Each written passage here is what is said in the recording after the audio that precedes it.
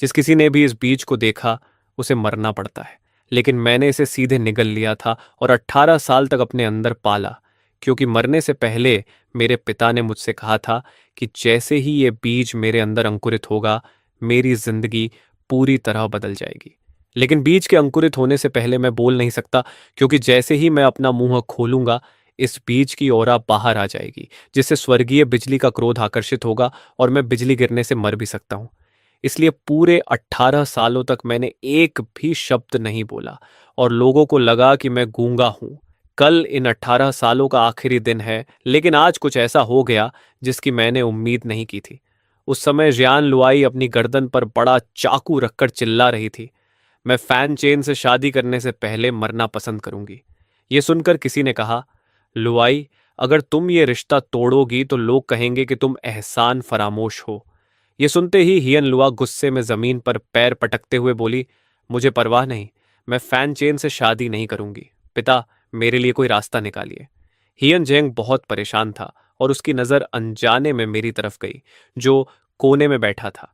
मेरी शक्ल बहुत आकर्षक थी, लंबा और संतुलित शरीर, शांत और बुद्धिमान आंखें, और मेरे अंदर एक अलग ही शांत ऑरा थी। मैं दिखने में बहुत अच्छा था, लेकिन अफसोस, मैं गूंगा माना जाता था और कई बार जांच के बाद यह भी साबित हो चुका था कि मेरे पास कोई स्पिरिचुअल रूट नहीं थी। दूसरी तरफ उसकी बेटी एक जीनियस थी, जिसके पास 6th ग्रेड स्पिरिचुअल रूट थी। उसे चान स्वान सेक्ट के एल्डर्स बहुत पसंद करते थे और जल्द ही उसे डायरेक्ट डिसाइपल बनाने वाले थे। उसका भविष्य बेहद उज्जवल था। हम दोनों बिल्कुल अलग दुनियाओं के लोग थे, एक आसमान में और दूसरा जमीन पर। तभी किसी ने कहा, पिता, अगर और कोई रास्ता नहीं है तो लुओई की जगह रुस्यू को शादी करने दीजिए। ये सुनते ही जियान परिवार के सभी लोग भीड़ के पीछे खड़ी जियान रुस्यू की तरफ देखने लगे। वह अपनी बड़ी बहन जैसी पतली और खूबसूरत लड़की थी। वह अपनी छोटी बहन जियान लुआई से भी ज्यादा सुंदर थी, लेकिन दुर्भाग्य से वह एक कॉन्कुबिन से पैदा हुई थी, इसलिए जियान परिवार में उसका दर्जा बहुत नीचे था। उसे एक गूंगे आदमी से शादी के लिए भेजना परिवार के कई लोगों को भी बुरा लग रहा था। जियान रीस्यू ने अपने लाल होंठ काटते हुए बेबस होकर कहा, पिता, मैं अभी भी आपकी सेवा करना चाहती हूँ, कृपया मेरी शादी मत कराइए। लेकिन हियान जेन्यांग ने उसकी विनती को नजरअंदाज कर दिया और गंभीर स्वर में कहा, रूसवे, हमारा जियन परिवार पिछले 100 सालों से गिरावट में है। बड़ी मुश्किल से तुम्हारी बहन जैसा जीनियस पैदा हुआ है। परिवार का भविष्य उसी पर टिका है। मान लो कि तुम्हारा पिता तुमसे भीख मांग रहा है, अपनी बहन की जगह फैन चेन से शादी कर लो। उसे अब भी हिचकिचाते देख हियन जेन्यांग ने दांत भींचे और घुटनों पर बैठते हुए कहा, क्या तुम्हें अपने पिता को घुटनों पर देखकर ही मानना पड़ेगा? जियान रीस्यू डर गई और जल्दी से उसे उठाते हुए बोली, पिता, ऐसा मत कीजिए, मैं शादी कर लूंगी, ठीक है? उसकी आंखें शिकायत और दर्द से भरी हुई थीं। यह सुनकर हियन जेन्यांग खड़ा हो गया और उसके दिल का बोझ हल्का हो गया। उसने राहत की सांस ली और मेरी तरफ देखकर पूछा, लिटिल चेन, तुम्हारा क्या विचार है? मैं कोने में शांति से बैठा चाय पी रहा था। यह सुनकर मैंने सिर उठाया और नीचे सिर झुकाए खड़ी जियान रीस्यू को देखा, फिर मन ही मन आह भरी, कितनी बेचारी है, अपने ही परिवार के हाथों धोखा खा रही है। जियान परिवार की कभी भी अपनी प्रतिभाशाली बेटी जियान लुआई को मुझसे शादी कराने की मंशा नहीं थी। उन्होंने शुरू से ही जियान रियूसुए को बलि का बकरा बनाने का प्लान किया था। जियान लुआई का आत्महत्या की धमकी देना, चेन यिनफन का सब्स्टिट्यूट मैरिज का सुझाव देना और फिर जियान जेनियांग का फैमिली इमोशंस वाला खेल खेलना, ये सब पहले से तय था। जियान रीस्यू बहुत मासूम और दयालु थी, इसलिए आसानी से इस जाल में फंस गई। मैं ऐसी बेचारी लड़की की जिंदगी कैसे बर्बाद कर सकता था? मैंने अपने साथ रखा कागज और कलम निकाला और एक नोट लिखा, अंकल, रुस्यू को मजबूर करने की जरूरत नहीं है। जियान परिवार ने पिछले 10 सालों में मेरी देखभाल की है। इससे मेरे पिता का एहसान चुका दिया गया है। आज से यह शादी खत्म मानी जाए। सच कहूं तो जियान रीस्यू की वजह से नहीं, मैं पहले ही यह रिश्ता खत्म करने का सोच चुका था। 10 साल पहले मेरे पिता ने एल्डर जेन की जान बचाई थी, तभी से मैं जैन परिवार में रह रहा था। लेकिन 3 साल पहले मेरे पिता की मौत के बाद सब बदल गया। लोग मुझसे दूर होने लगे और जियान परिवार ने भी धीरे धीरे दूरी बना ली। मैं समझता था कि उनकी सहनशीलता खत्म हो चुकी थी। अगर उन्हें अपनी रेप्यूटेशन की चिंता न होती तो वे मुझे बहुत पहले ही घर से निकाल चुके होते। अब मेरे जाने का समय आ गया था। मेरा लिखा नोट पढ़ने के बाद हियन जनियन अंदर ही अंदर बहुत खुश हुआ। वह काफी समय से मुझे निकालना चाहता था, लेकिन मेरे पिता के एहसान की वजह से कुछ कर नहीं पा रहा था। अब जब मैंने खुद जाने की बात कही तो उसके लिए यह बहुत अच्छी खबर थी। लेकिन अचानक चेन यिन फन ने गंभीर चेहरा बनाकर कहा, लिटिल चेन, ऐसा नहीं हो सकता। ये शादी का वादा एल्डर ने तय किया था, हम इसे कैसे तोड़ सकते हैं? अगर वो विजयी होकर वापस आए और पता चला कि हमने वादा नहीं निभाया, तो तुम्हारे अंकल और मुझे इसकी भारी कीमत चुकानी पड़ेगी। अगर तुम सच में हायन परिवार के एहसान मानते हो, तो इन 10 सालों की देखभाल का बदला चुकाने के लिए रुसियो से शादी कर लो, ताकि हम सब एक परिवार बन जाएं। जियान परिवार के कुछ चालाक लोग तुरंत उसकी असली मंशा समझ गए। वह जियान रीस्यू की पूरी जिंदगी बर्बाद करके अपनी बेटी जियान लुआई के लिए खतरा खत्म करना चाहती थी। जियान रीस्यू की ऑनरा बहुत खास थी। उसकी बेमिसाल खूबसूरती हर जगह मशहूर थी। कई बड़े परिवारों के युवा उससे शादी करना चाहते थे। अगर वह किसी अमीर परिवार में शादी कर लेती या किसी शक्तिशाली आदमी की कॉन्क्यूबाइन बन जाती, तो वह जेन लोई के लिए बड़ा खतरा बन सकती थी। लेकिन अगर उसकी शादी मुझ जैसे बेकार इंसान से कर दी जाए जिसकी कोई कीमत नहीं, तो वह खतरा हमेशा के लिए खत्म हो जाता। कितनी जहरीली सोच है। मैं सब कुछ साफ साफ समझ रहा था। जियान रीस्यू चुपचाप रोना चाहती थी, लेकिन बेबस होकर मन ही मन आह भर रही थी। मैंने सोचा, अगर आज मैं उसकी मदद भी कर दूं, तो मेरे जाने के बाद भी वह चेनियन फन के जहरीले हाथों से नहीं बच पाएगी। तब उसका भविष्य शायद एक गूंगे आदमी से शादी करने से भी बदतर होगा। इन सालों में जियान रीस्यू ही अकेली थी जिसने हमेशा मेरे साथ अच्छा व्यवहार किया। जिस साल मेरे पिता की मौत हुई थी, मैं दुख में इतना टूट गया था कि बुरी तरह बीमार पड़ गया। मैं 7 दिन और 7 रात तक बिस्तर पर पड़ा रहा, और जियान परिवार के बाकी लोगों ने मेरी तरफ देखा तक नहीं। जब मैं 7 दिन और 7 रात तक बिस्तर पर पड़ा था, तब सिर्फ जियान रीस्यू ही थी जिसने बिना सोए मेरी देखभाल की, और उसी की वजह से मैं उस मुश्किल दौर से बाहर निकल पाया। सच कहूं तो मेरे अंदर इतनी हिम्मत नहीं थी कि इतनी अच्छी, मासूम और दयालु लड़की को जियान परिवार की इस आग जैसी जगह में अकेला छोड़ दूं। चेन यिन फन के बार बार दबाव डालने पर मैंने बेबसी में कलम उठाई और उसके लिए सिर्फ एक शब्द लिखा, ठीक है। चेन यिन फन के चेहरे पर तुरंत मुस्कान आ गई। उसने उत्साह से कहा, रुस्यू, फैन चेन को लेकर जाओ और उसके कपड़ों का नाप दिलवा दो। 1 महीने बाद तुम दोनों की शादी होगी। वह चाहती थी कि हमारी शादी जल्दी हो जाए, ताकि कोई परेशानी ना आए। जियान रीस्यू ने अपने आंसू पोंछे और लाल आंखों के साथ मेरे सामने आकर बोली, मेरे साथ आओ, मुझे तुमसे कुछ कहना है। मैं उसके पीछे उसके कमरे में गया। कमरे को ड्रेसिंग रूम कहना भी ज्यादा होगा। वो बस मुर्गी खाने से थोड़ा बेहतर था। बहुत साधारण और छोटा।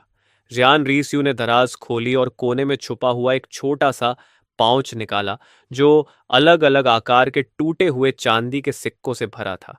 उसने धीरे से कहा, छोटे गूंगे, तुम्हें यह रिश्ता नहीं मानना चाहिए था। वो लोग सच में नहीं चाहते कि तुम मुझसे शादी करो। वो बस नहीं चाहते कि लोग उन्हें एहसान फरामोश कहें। जब मेरी बहन सेक्ट में शामिल हो जाएगी, तब वो तुम्हारे साथ बहुत बुरा व्यवहार करेंगे और फिर तुम्हें घर से निकाल देंगे। मैं हल्का सा मुस्कुराया। वह बेवकूफ नहीं थी। फिर उसने वो पैसों की थैली मेरी हथेली पर रखी और धीमी आवाज में बोली, ये पैसे लेकर जियान परिवार छोड़ दो, लग्जियन शहर भी छोड़ दो। मैं नहीं चाहती कि तुम्हारी जिंदगी मेरी तरह हो जाए। मैंने एक नोट लिखा। और तुम? उसके होंठों पर कड़वी मुस्कान आई। उसने कहा, यही मेरा घर है। चाहे वो मेरे साथ कितना भी बुरा व्यवहार करे, मैं जा नहीं सकती। तभी बाहर नौकरानियों की हंसी और बातें सुनाई दी। वे शादी का सामान लेने गोदाम जा रही थीं। वह घबराकर बोली, जल्दी जाओ, उदास मत रहो। बाहर जाकर अजनबियों पर भरोसा मत करना, उनका खाना मत खाना, उनका पानी मत पीना और बेवजह चिल्लाना मत। अगर लोगों को पता चल गया कि तुम गूंगे हो, तो वो तुम्हारा फायदा उठाएंगे। समझे, छोटे गूंगे? बोलते बोलते उसकी आवाज कांपने लगी और उसकी आंखों में आंसू भर आए। मैं एक कदम आगे बढ़ा और उसके सिर पर हाथ रखकर कहा, अब से तुम्हें मुझे पति कहना चाहिए। जान रीस्यू ने अचानक सिर उठाया। उसकी बड़ी बड़ी आंखें हैरानी से फैल गईं। तुमने बात की? तुम गूंगे नहीं हो? मैंने हल्की हंसी के साथ कहा। मैंने कब कहा था कि मैं गूंगा हूं? उसका दिमाग पूरी तरह उलझ गया। तुम गूंगे होने का नाटक कर रहे थे? क्यों? मैंने हाथ पीछे बांधे और खिड़की के बाहर आसमान की तरफ देखा। उसी समय साफ आसमान में अचानक दो जोरदार गरज सुनाई दी। जियान परिवार के लोग डरकर बाहर भागे। जियान रीस्यू भी उस अचानक गड़गड़ाहट से चौंक गई और बोली, ये अचानक बिजली कैसे गरज सकती है? मेरी एक्सप्रेशन गंभीर थी, लेकिन मैं चुप रहा। उसे नहीं पता था कि अभी जब मैंने बात की थी तब बीच की ओरा बाहर निकली थी और उसी ने स्वर्गीय बिजली का क्रोध बुलाया था। उसने मेरे चेहरे पर उदासी देखी और धीरे से कहा, ठीक है, मैं नहीं पूछूंगी। जल्दी सामान बांधो और चले जाओ। अगर चेन यिन फन को पता चल गया कि तुम गूंगे होने का नाटक कर रहे थे। उसने अपनी पुरानी फटी हुई ड्रेस की तरफ देखा और बड़बड़ाई, मैं फिर से भूत जैसी लग रही हूं। मैं मुड़ा और धीरे से उसका हाथ पकड़ लिया। मैं नहीं जा रहा। मैं यहीं रहूंगा और तुमसे शादी करूंगा। अब से मैं तुम्हारी रक्षा करूंगा। जियान रीस्यू का खूबसूरत चेहरा तुरंत लाल हो गया और उसका दिल तेजी से धड़कने लगा। उसने जल्दी से अपना हाथ छुड़ाया और बोली, बेवकूफ़ी मत करो, तुम्हारा टैलेंट तो मुझसे भी कम है। मैं बस मुस्कुरा दिया। आज पूरे 18 सालों का आखिरी दिन था। बहुत जल्द मेरी जिंदगी बदलने वाली थी। मैंने उसकी आंखों में देखते हुए भरोसे से कहा, मुझ पर विश्वास करो। मेरी शांत और दृढ़ नजर देखकर उसके दिल में गर्माहट भर गई। अपनी मां की मौत के बाद पहली बार किसी ने उससे कहा था कि वो उसकी रक्षा करेगा। काफी देर सोचने के बाद उसने फिर से पैसों की थैली मेरी हथेली में रख दी। गालों पर हल्की लाली के साथ उसने कहा, इसे रख लो। इसे मुझसे शादी करने की कीमत समझ लो, फैन चेन। मेरे दिल में एक अजीब भावना उठी। मैंने कभी नहीं सोचा था कि कोई लड़की अपनी सारी जमा पूंजी मुझे दहेज की तरह देकर मुझसे शादी करना चाहेगी। वह अपनी छोटी सी हथेली से मेरे कपड़े ठीक करते हुए धीरे से बोली, अंकल, फैन ने गरीबी में पूरी जिंदगी बिताई और तुम्हारे लिए कुछ बचा नहीं पाए। उम्मीद है ये पैसे तुम्हारे काम आएंगे, फैन चेन। अब मैं खुद को रोक नहीं पाया। मैंने उसकी कमर पकड़कर उसे अपनी तरफ खींच लिया। जियान रीस्यू शर्म से लाल हो गई, जैसे पतझड़ का पका हुआ फल। उसका दिमाग खाली हो गया और उसका शरीर पूरी तरह सख्त हो गया। वो बस मुझे उसे गले लगाने देती रही। काफी देर बाद उसे होश आया और वो घबराकर खुद को छुड़ाते हुए बोली, मैं कपड़ों का नाप दिलाने जा रही हूं। उसे भागते हुए देखकर मैंने पैसों की थैली मेज पर रखी और हल्की मुस्कान के साथ कहा, जेन रोसू, मैं तुमसे पूरे सम्मान और धूमधाम से शादी करूंगा। उसी समय चेन यिन फन के कमरे में लुसेन घुटनों के बल बैठा हुआ था और बेचैनी से बोला, आंटी, आप कजन रूसवे की शादी उस बेकार फैन चेन से कैसे कर सकती हैं? मैं भी 10 साल से ज्यान परिवार में रह रहा हूं। कृपया अपना फैसला वापस लीजिए और उसकी शादी मुझसे कराइए। लुसेन चेन यिन फन का भांजा था। वह बहुत होशियार था और उसके पास 3rd ग्रेड स्पिरिचुअल रूट थी। इसी वजह से चेन यिन फन उसे बचपन से जियान परिवार में लाई थी और उसे तैयार किया था। वह काफी टैलेंटेड निकला और सिर्फ 20 साल की उम्र में 5th ग्रेड कल्टीवेशन लेवल तक पहुंच गया था, जिससे चेन यिन फेन की परिवार में काफी इज्जत बढ़ी थी। लेकिन उसकी सबसे बड़ी परेशानी ये थी कि लूसन हमेशा चेन रूस्यू को अपनी पत्नी मानता था। चेन यिन फेन ने ठंडे स्वर में कहा, बाकी हर बात में मैं तुम्हें मान सकती हूं, लेकिन इस मामले में मैं तुम्हें बेवकूफ़ी नहीं करने दूंगी। लेकिन लूसेन के दर्द भरे चेहरे को देखकर उसका दिल थोड़ा पिघल गया। उसने गहरे मतलब के साथ कहा, मैं सिर्फ तुम्हें उनकी शादी रोकने से मना कर रही हूं। शादी के बाद क्या होगा ये मैंने नहीं कहा। अगर फैन चेन अचानक मर जाए तो फिर तुम जियान रीस्यू से शादी कर सकते हो। लुसेन का चेहरा तुरंत खुशी से चमक उठा। मैं समझ गया। धन्यवाद आंटी। मैं अभी जाकर फैन चेन की शादी की तैयारी में मदद करता हूं ताकि उनकी शादी जल्दी हो जाए। चेन यिन फन ने सिर हिलाया और कहा, ठीक है, लेकिन कल सुबह जल्दी उठना मत भूलना। मैं तुम्हें डिटेक्शन टावर लेकर जाऊंगी ताकि तुम्हारी स्पिरिचुअल रूट दोबारा जांची जा सके। लुसीन ने सम्मान से हाथ जोड़कर हामी भरी और चेहरे पर मुस्कान ली बाहर चला गया। लेकिन जैसे ही लुसेन चेन यिन फन के कमरे से बाहर निकला, उसके चेहरे की मुस्कान धीरे धीरे गायब हो गई और उसकी आंखों में क्रूरता झलकने लगी। उसने मन ही मन सोचा, इस बूढ़ी औरत के दिमाग में सच में अच्छे प्लान आते हैं। अगर कल दोबारा टेस्ट में मेरी स्पिरिचुअल रूट पहले से ऊंची निकली तो मैं पूरे जियान परिवार के सामने जियान रिजू को छीन लूंगा।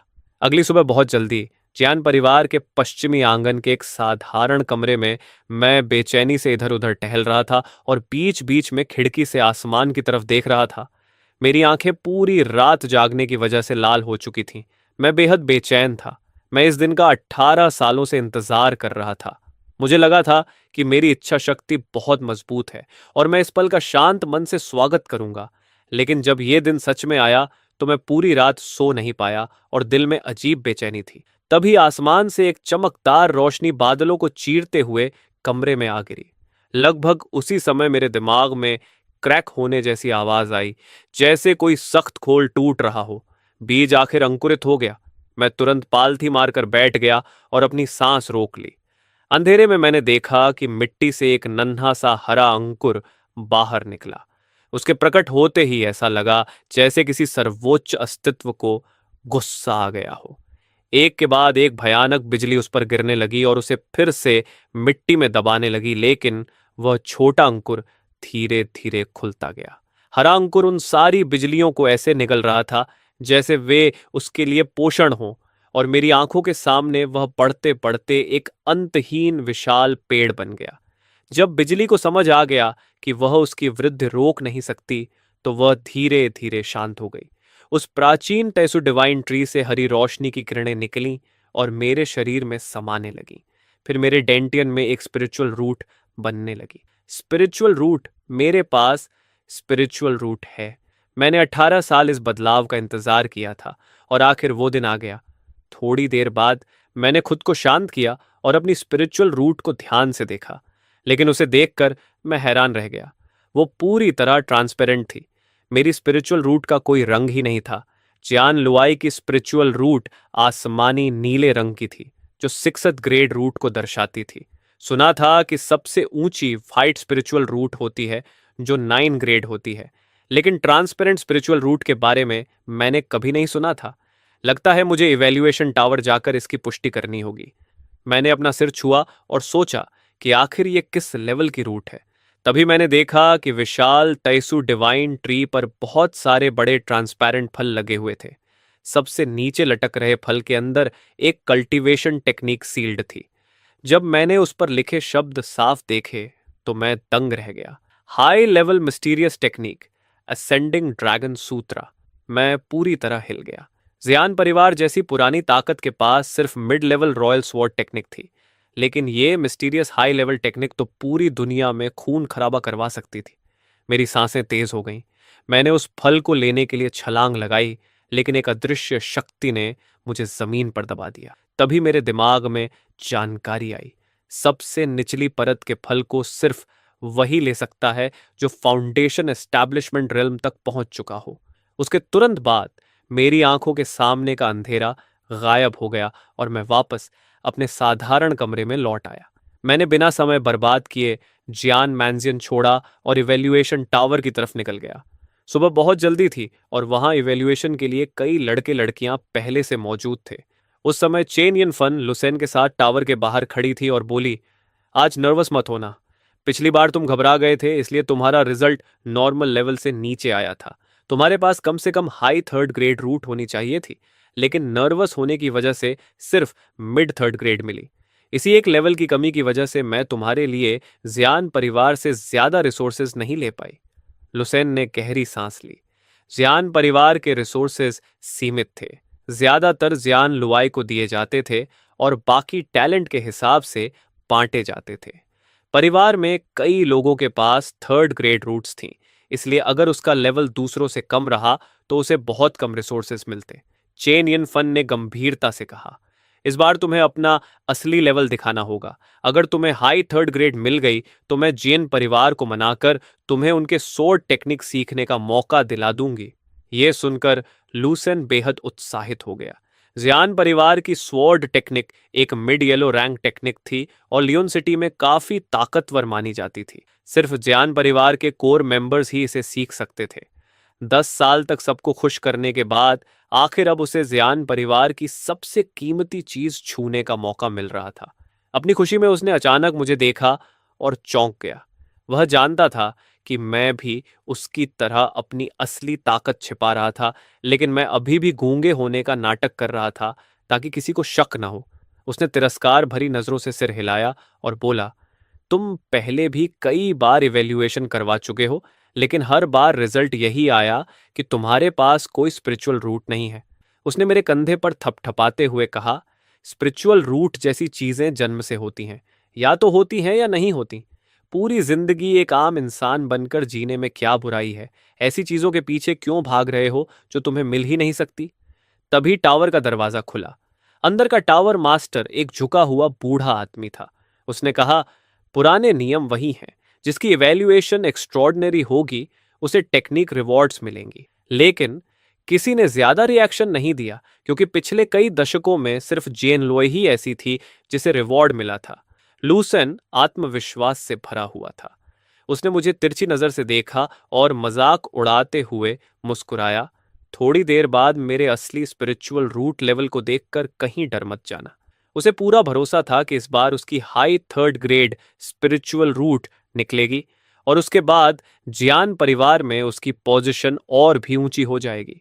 उस वक्त जियान रीस्यू को मुझसे छीनना और भी आसान हो जाता। मैंने बस सिर हिलाया और एक नोट लिख दिया। तभी टावर मास्टर के आदेश के साथ सभी लोग एक साथ टावर के अंदर टेस्टिंग रूम में दाखिल हुए। ये चौथी बार थी जब मैं यहां आया था।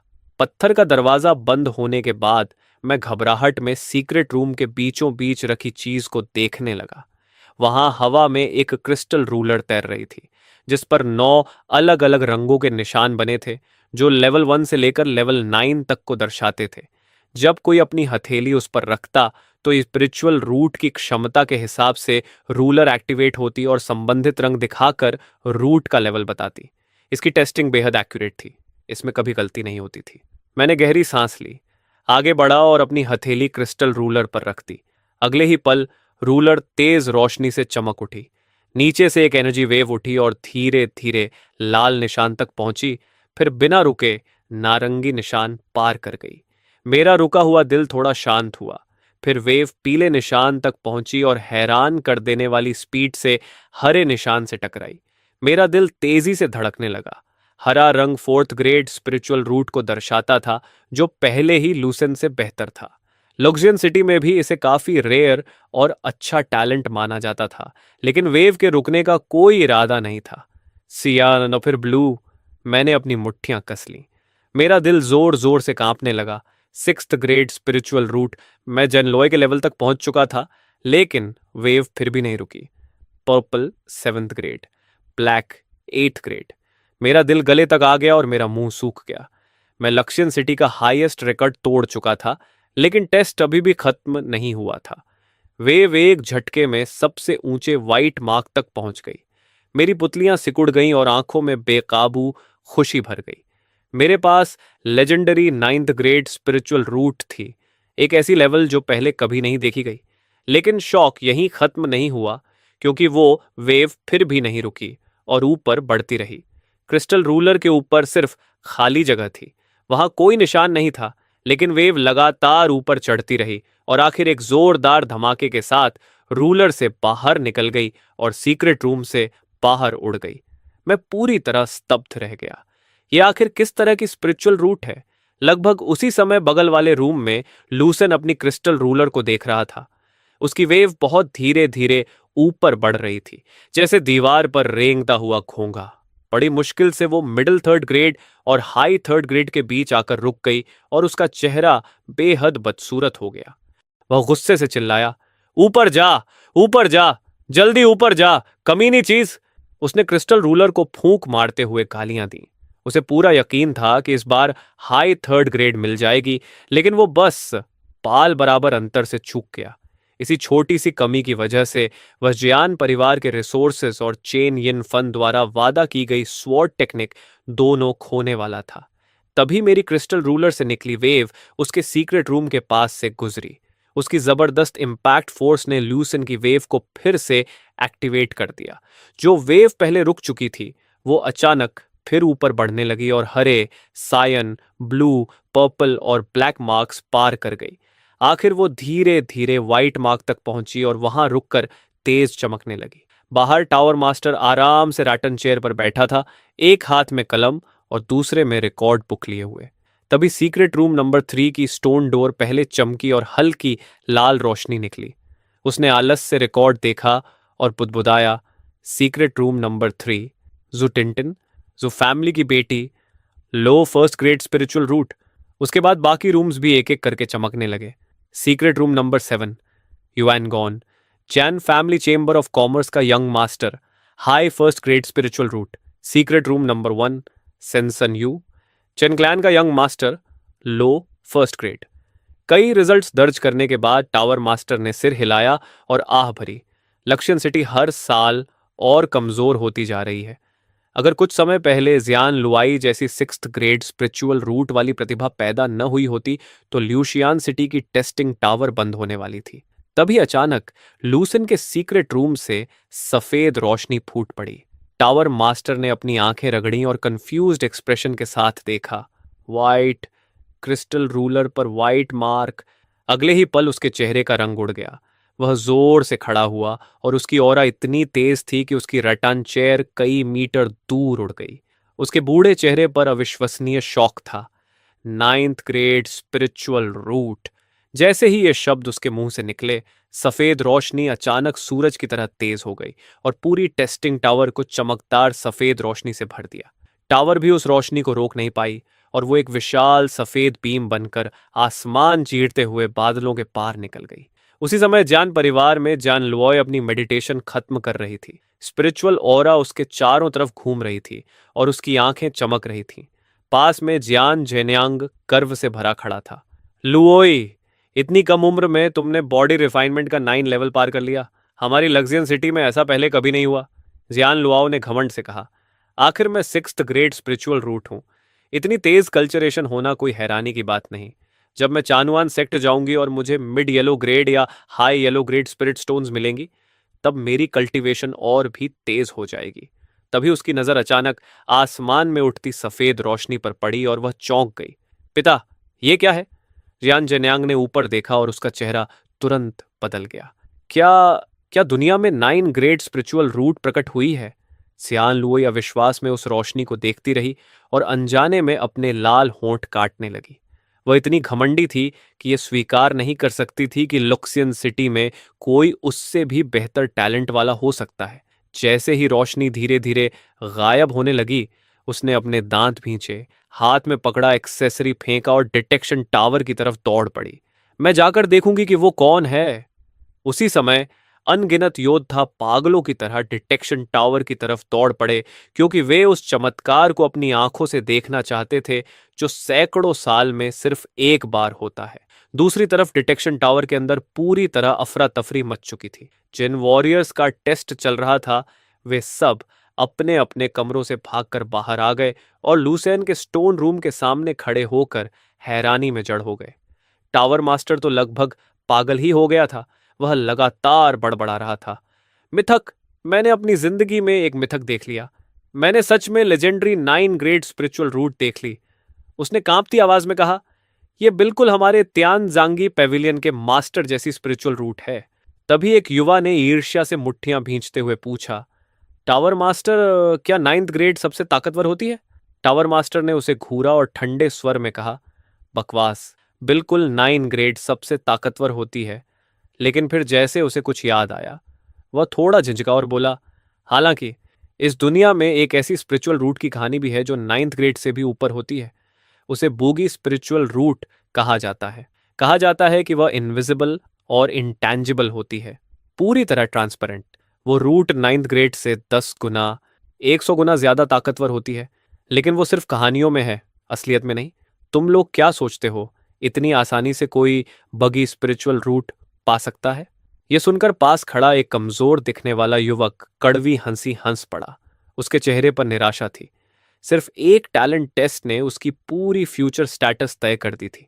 एक आसमान में उड़ता असली ड्रैगन था और दूसरा जमीन पर रेंगती छींटी। यह तुलना इतनी क्रूर थी कि इंसान टूट जाए। बगल वाले सीक्रेट रूम में मैं भी ये सब सुन रहा था। मैं भी चौंक गया। क्या लुसेन के पास 9th ग्रेड स्पिरिचुअल रूट है? मैं सोच ही रहा था कि अचानक मेरी क्रिस्टल रूलर फिर से रिएक्ट करने लगी। उसमें से रोशनी का एक गुच्छा निकला और मेरे सामने गिरा। जब रोशनी खत्म हुई तो मैं हैरान रह गया। वो 2 कल्टीवेशन टेक्निक्स थीं। क्या ये मेरी रिवॉर्ड टेक्निक्स हैं? मैं तुरंत खुश हो गया और उन्हें ध्यान से देखने लगा। पहली टेक्निक का नाम था स्प्रिंग ब्रीज ट्रू सूत्रा, जो एक high yellow grade mental technique थी। दूसरी थी 7 स्टार स्वॉर्ड फॉर्मूला, जो एक high yellow grade sword technique थी। मैं हैरान रह गया। मेरा लेवल आखिर है क्या? मुझे इतनी हाई रिवॉर्ड कैसे मिल सकती है? जियान लुई जैसी 6th ग्रेड स्पिरिचुअल रूट वाली लड़की को सिर्फ लो येलो ग्रेड टेक्निक मिली थी, लेकिन मुझे इतनी पावरफुल टेक्निक्स मिली थी। वजह चाहे जो भी हो, इस ट्रांसपेरेंट स्पिरिचुअल रूट और इन दो टेक्निक्स के साथ मैं बहुत तेजी से मजबूत बन सकता था। मैंने दोनों टेक्निक्स से संभाल कर रख ली और स्टोन डोर खोल दिया। दरवाजा खुलने की तेज आवाज ने बाहर मौजूद सभी लोगों का ध्यान मेरी तरफ खींच लिया। किसी ने कहा, ओह, ये तो फैन चेन है।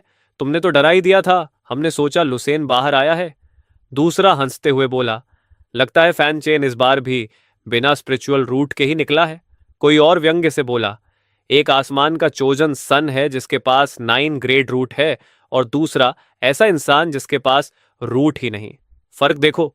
मैंने भौहें सिकोड़ ली। मैं उनसे बहस करना चाहता था, लेकिन फिर सोचा, क्यों? चुपचाप अपनी दो हाई येलो ग्रेड टेक्निक्स के साथ प्रैक्टिस करना और अपनी ताकत बढ़ाना ही सही रास्ता था। अभी मेरे पास कोई सहारा नहीं था।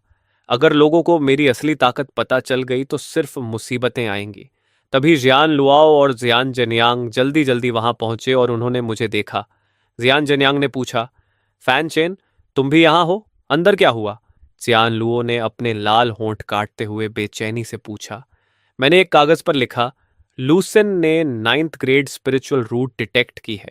ये पढ़ते ही जन लॉय का चेहरा सफेद पड़ गया और वह कई कदम पीछे हट गई। नहीं, ये नामुमकिन है। उसे यकीन ही नहीं हो रहा था कि सच में 9 ग्रेड टैलेंट पैदा हो गया, और वो भी लुसेन जैसा इंसान जो उनके ही घर में पला था। तभी टावर मास्टर ने जियान जनियांग को देखा और उसके चेहरे पर बेहद विनम्र मुस्कान आ गई। ब्रदर जान, बधाई हो। बहुत बहुत बधाई। जान जनियांग तो हैरान रह गया। टावर मास्टर आमतौर पर किसी को भाव नहीं देता था, सिर्फ सिटी लॉर्ड को देखकर हल्की मुस्कान देता था, लेकिन आज वह उसे ब्रदर जन कह रहा था। जान जनियांग को लगा जैसे वह बादलों पर चल रहा हो। तभी ल्यूसियन सिटी का सबसे ताकतवर वॉरियर और सिटी लॉर्ड यीफेन भी तेजी से पहुंचा। उसने मुस्कुराते हुए कहा, पेट्रियार्क जियान, बधाई हो। आपकी फैमिली ने एक असली ड्रैगन पैदा किया है। जियान जेनियंग को तो लगने लगा कि वह सपना देख रहा है। पिछली बार जब वह महंगे गिफ्ट्स लेकर यीफेन से मिलने गया था तो उसे दरवाजे से ही भगा दिया गया था, लेकिन आज वही लोग खुद उससे दोस्ती करने आ रहे थे। एक ही रात में गिरती हुई जियान फैमिली अचानक लुसियन सिटी की सबसे चाही जाने वाली फैमिली बन गई थी। जियान जेनियांग काफी देर तक स्तब्ध खड़ा रहा। फिर उसे समझ आया कि यह सब लुसेन की वजह से हुआ है। तभी चेन यिनफेन गर्व से भरे चेहरे के साथ आई और बोली, पति, याद है जब मैंने सबके विरोध के बावजूद लूसेन को जियन फैमिली में लाकर उसे ट्रेन करने की बात की थी? जियान जेनियांग शर्मिंदा हो गया। उसने शुरुआत में इसका कड़ा विरोध किया था क्योंकि फैमिली रिसोर्सेज सीमित थे, लेकिन चेन यिनफेन के दबाव में मान गया था। उसने कभी नहीं सोचा था कि लूसेन इतना बड़ा टैलेंट निकलेगा। उसने भावुक होकर कहा, मैं अंधा था। मेरी पत्नी, तुम हमारी जियान फैमिली की लकी स्टार हो। तुम्हारी वजह से हमारी family future supreme power house से जुड़ गई। उसने चेन यिनफन को गले लगा लिया। चेन यिनफन खुशी से चमक रही थी। उसने कहा, क्या तुम्हें याद है किन्सान सिटी का वो 8th ग्रेड जीनियस? उसे सीधे ट्यांगी पवेलियन में लिया गया था और बाद में वो वहां का वाइस पेविलियन मास्टर बना। हमारा लूसेन तो 9th ग्रेड जीनियस है। ट्यांगी पवेलियन खुद उसे लेने आएगा। अब जन फैमिली उसके साथ आसमान छुएगी। थोड़ी देर बाद आखिर लूसेन ने स्टोन डोर खोला और घमंड भरे कॉन्फिडेंस के साथ बाहर आया। वह जियान जेनियांग के सामने पहुंचा, एक घुटने पर बैठ गया और बोला, अंकल, इतने सालों तक मुझे पालने और ट्रेन करने के लिए धन्यवाद। लुसेन ने आपकी उम्मीदों को निराश नहीं किया। मैंने 9th ग्रेड स्पिरिचुअल रूट हासिल की है। यह सुनकर वहां मौजूद हर इंसान जियान जेनियांग को जलन और ईर्ष्या से देखने लगा। इतनी किस्मत आखिर किसे मिलती है कि उसके घर में ऐसा मॉन्स्ट्रस टैलेंट पैदा हो जाए? जियान जनियांग इतनी बड़ी खुशी के बाद जरा भी घमंडी होने की हिम्मत नहीं कर पाया। उसने जल्दी से लूसेन को उठाया और कहा, ऐसा मत करो लूसेन, तुम 9th रैंक जीनियस हो। तुम्हारा अंकल कैसे सह सकता है कि तुम उसके सामने घुटनों पर बैठो? जल्दी उठो। लूसेन ने अपनी जिंदगी में पहली बार खुद को इतना पावरफुल महसूस किया। पहले वह हमेशा जियन जेनियंग के सामने सावधान रहता था, छोटी सी गलती पर भी डांट पड़ती थी, लेकिन अब वही इंसान उसे भगवान जैसा सम्मान दे रहा था। इस एहसास ने उसके अंदर ऐसा घमंड भर दिया जैसे वह नौ आसमानों के ऊपर खड़ा होकर पूरी दुनिया को देख रहा हो। तभी उसकी नजर मुझ पर पड़ी। मैं चुपचाप हाथ आस्तीन में डाले खड़ा था और मेरे चेहरे पर जरा भी हैरानी नहीं थी। यही बात उसे सबसे ज्यादा चुभ गई। उसे समझ नहीं आया कि एक गूंगा बेकार इंसान उसके सामने झुक क्यों नहीं रहा। उसने ऊंची आवाज में कहा, फैन चेन, क्या तुम्हें यकीन नहीं हो रहा? मैंने बिना एक्सप्रेशन बदले एक कागज पर लिखा, तुम इसके लायक नहीं हो। यह देखकर लूसन के चेहरे पर तिरस्कार भरी मुस्कान आ गई। फिर उसने जियान जेन्यांग की तरफ मुड़कर कहा, अंकल जियान, मेरी एक रिक्वेस्ट है। जियान जेन्यांग तुरंत बोला, कहो, इतनी फॉर्मेलिटीज की जरूरत नहीं। लुसेन ने मुझे तिरछी नजर से देखा और होठों पर मुस्कान लाते हुए कहा, मैं और जियान रीस्यू बचपन के दोस्त हैं। मैं उसे किसी बेकार इंसान से शादी करते नहीं देख सकता। अंकल जीन, कृपया उसकी शादी मुझसे करा दीजिए। सिर्फ मैं ही उसे खुशी और अच्छा भविष्य दे सकता हूं। जियान जेनियांग तुरंत असहज हो गया। वह पहले ही सबके सामने जियान रीस्यू की शादी मुझसे तय कर चुका था। अगर अब वो अपना वादा तोड़ता तो उसकी रेप्यूटेशन खराब होती। लेकिन दूसरी तरफ लुसीन अब जियान परिवार का भविष्य था। अगर उसे नाराज कर दिया तो वह परिवार का सबसे बड़ा पापी कहलाता। वह दुविधा में था कि तभी मैंने कलम उठाई और लिखा, अंकल जियान, जियान रीस्यू को खुशी कौन दे सकता है, ये बातों से नहीं, ताकत से तय होगी। मैं लूसेन से मुकाबला करने को तैयार हूं। यह पढ़कर जान जेनियांग ने राहत की सांस ली। अगर मैं हार जाता तो मैं खुद हट जाता और उसे वादा तोड़ने की बदनामी नहीं झेलनी पड़ती। वहीं लूसेन भी जन रूस्यू से शादी कर सकता था। दोनों तरफ फायदा। लूसेन जोर जोर से हंस पड़ा। हा हा हा, एक ऐसा बेकार इंसान जिसके पास स्पिरिचुअल रूट भी नहीं है, वो मेरी 9th रैंक स्पिरिचुअल रूट को चैलेंज कर रहा है। कितना मजाकिया है। फिर उसने घमंड से कहा, ठीक है, क्योंकि हम दोनों जेन मैंशन में बड़े हुए हैं, मैं तुम्हें मौका देता हूं। जान जेन्यांग ने कहा, मैं तुम दोनों को 3 दिन देता हूं। जो एक लेवल ब्रेक थ्रू करेगा वही जेन रूस्यू से शादी करने का हकदार होगा। मैं जियान फैमिली हेड होने के नाते यही फैसला देता हूं। मैंने सिर हिलाया। लुसेन आत्मविश्वास से हंसते हुए बोला, सिर्फ एक लेवल? अंकल, आप मेरी 9 रैंक स्पिरिचुअल रूट को कम आंक रहे हैं। 3 दिन बाद देखना क्या होता है। तभी भीड़ को चीरते हुए एक शानदार कपड़े पहने बूढ़ा आदमी आगे आया और सम्मान से हाथ जोड़कर बोला, यंग मास्टर लू, मैं इंचनन हूं। यह सुनकर सभी लोग चौंक गए। इंचैन इमोर्टल ल्यू सिटी की सबसे बड़ी एल्केमी फैमिली का हेड था। उसकी फैमिली की एंसेस्ट्रल रिफाइनमेंट पिल रेसिपी ने आसपास के सभी शहरों की रिफाइनिंग पिल्स मार्केट पर मोनोपोली कर रखी थी। रिफाइनमेंट पिल्स कल्चरेशन बढ़ाने का सबसे बड़ा सहारा थी, इसलिए उसके आते ही सभी का ध्यान उसी पर गया। लूसेन ने उसे पहचान कर पूछा, पेट्रियाकिन, क्या बात है? इंचनन हंसते हुए एक ब्रोकेड बॉक्स खोला। अंदर 10 छोटी जेड बॉटल्स रखी थीं, जिनसे स्पिरिचुअल ऑरा निकल रही थी। वे बेहद कीमती रिफाइनमेंट पिल्स थीं। उसने मुस्कुराकर कहा, यंग मास्टर लू को 9 रैंक स्पिरिचुअल रूट मिलने की बधाई। मेरे पास देने के लिए कुछ खास नहीं, इसलिए ये newly refined high grade refinement pills आपको गिफ्ट करता हूं। उम्मीद है कि आप 3 दिन में ब्यूटी भी जीतेंगे। भीड़ की आंखें लालच से चमक उठीं। उन बॉटल्स में से हर एक की कीमत बहुत बड़ी थी। मैंने अपनी आंखें हल्की से कोट लीं। साफ था कि इन फैमिली खुलकर लुसेन का सपोर्ट कर रही थी। शायद उसने मेरी नजर महसूस कर ली। वह रुका नहीं बल्कि और तिरस्कार से बोला, और आज से मेरी फैमिली की सभी दुकानों को आदेश है कि फैनचन को रिफाइनमेंट लिक्विड या पिल्स नहीं बेची जाएंगी। मेरी आंखें पूरी तरह ठंडी हो गईं। मैंने लिखा, इंचानन, उम्मीद है तुम्हें अपने फैसले पर पछतावा नहीं होगा। वह जोर से हंस पड़ा। पछतावा? तुम्हें छोड़कर यंग मास्टर लू का साथ देना मेरे जीवन का सबसे सही फैसला है। यह सुनते ही पूरी भीड़ हंस पड़ी। मैंने बस उसे गहराई से देखा और चुपचाप वहां से चला गया। तमाशा खत्म होते ही बाकी लोग भी धीरे धीरे चले गए। जियान मैंजियन लौटते ही मैंने खुद को कमरे में बंद कर लिया और तुरंत स्प्रिंग ब्रीज ट्रू सूत्र खोलकर ध्यान से पढ़ना शुरू किया। शायद सुप्रीम वॉइड एंशियंट ट्री ने मेरे शरीर को बदल दिया था, क्योंकि इतनी गहरी हाई येलो ग्रेड टेक्निक मुझे बहुत आसानी से समझ आने लगी। जल्दी ही चारों दिशाओं से इनविजिबल ऑनरा मेरे टेंटियन में आने लगी और प्योर स्पिरिचुअल पावर में बदलने लगी। मैं बिना रुके पूरी रात कल्टीवेशन करता रहा, दुनिया की हर चीज भूल गया। अगली सुबह जब पहली सूरज की किरण कमरे में आई, तब मैंने धीरे से आंखें खोली। मेरे चेहरे पर खुशी की झलक थी। सिर्फ एक रात की कल्टीवेशन में मैं सफलतापूर्वक बॉडी रिफाइनमेंट के सेकंड लेयर तक पहुंच गया था। लेकिन ये अभी खुद को और जेन रूस्यू को बचाने के लिए काफी नहीं था। मुझे और ताकत चाहिए थी। जब मैंने दोबारा कल्टीवेशन करने की कोशिश की तो पता चला कि ऑरा अब्सॉर्ब करने की स्पीड बहुत धीमी हो गई थी। बॉडी रिफाइनमेंट रेलम में जितना ऊपर जाते हो, कल्टीवेशन उतनी धीमी होती जाती है। इसके लिए रिफाइनमेंट लिक्विड की ज़रूरत होती है, लेकिन वो बहुत महंगा था और इन फैमिली अब मुझे बेचने वाली नहीं थी। ये सोचकर मैं हल्का सा परेशान हुआ। तभी मैंने अचानक अपने माथे पर हाथ मारा। मरने से पहले पिता ने मुझे एक बॉक्स के बारे में बताया था, जिसे उन्होंने 10 साल तक अपने साथ रखा था और अपनी कब्र के सामने दफन कर दिया था।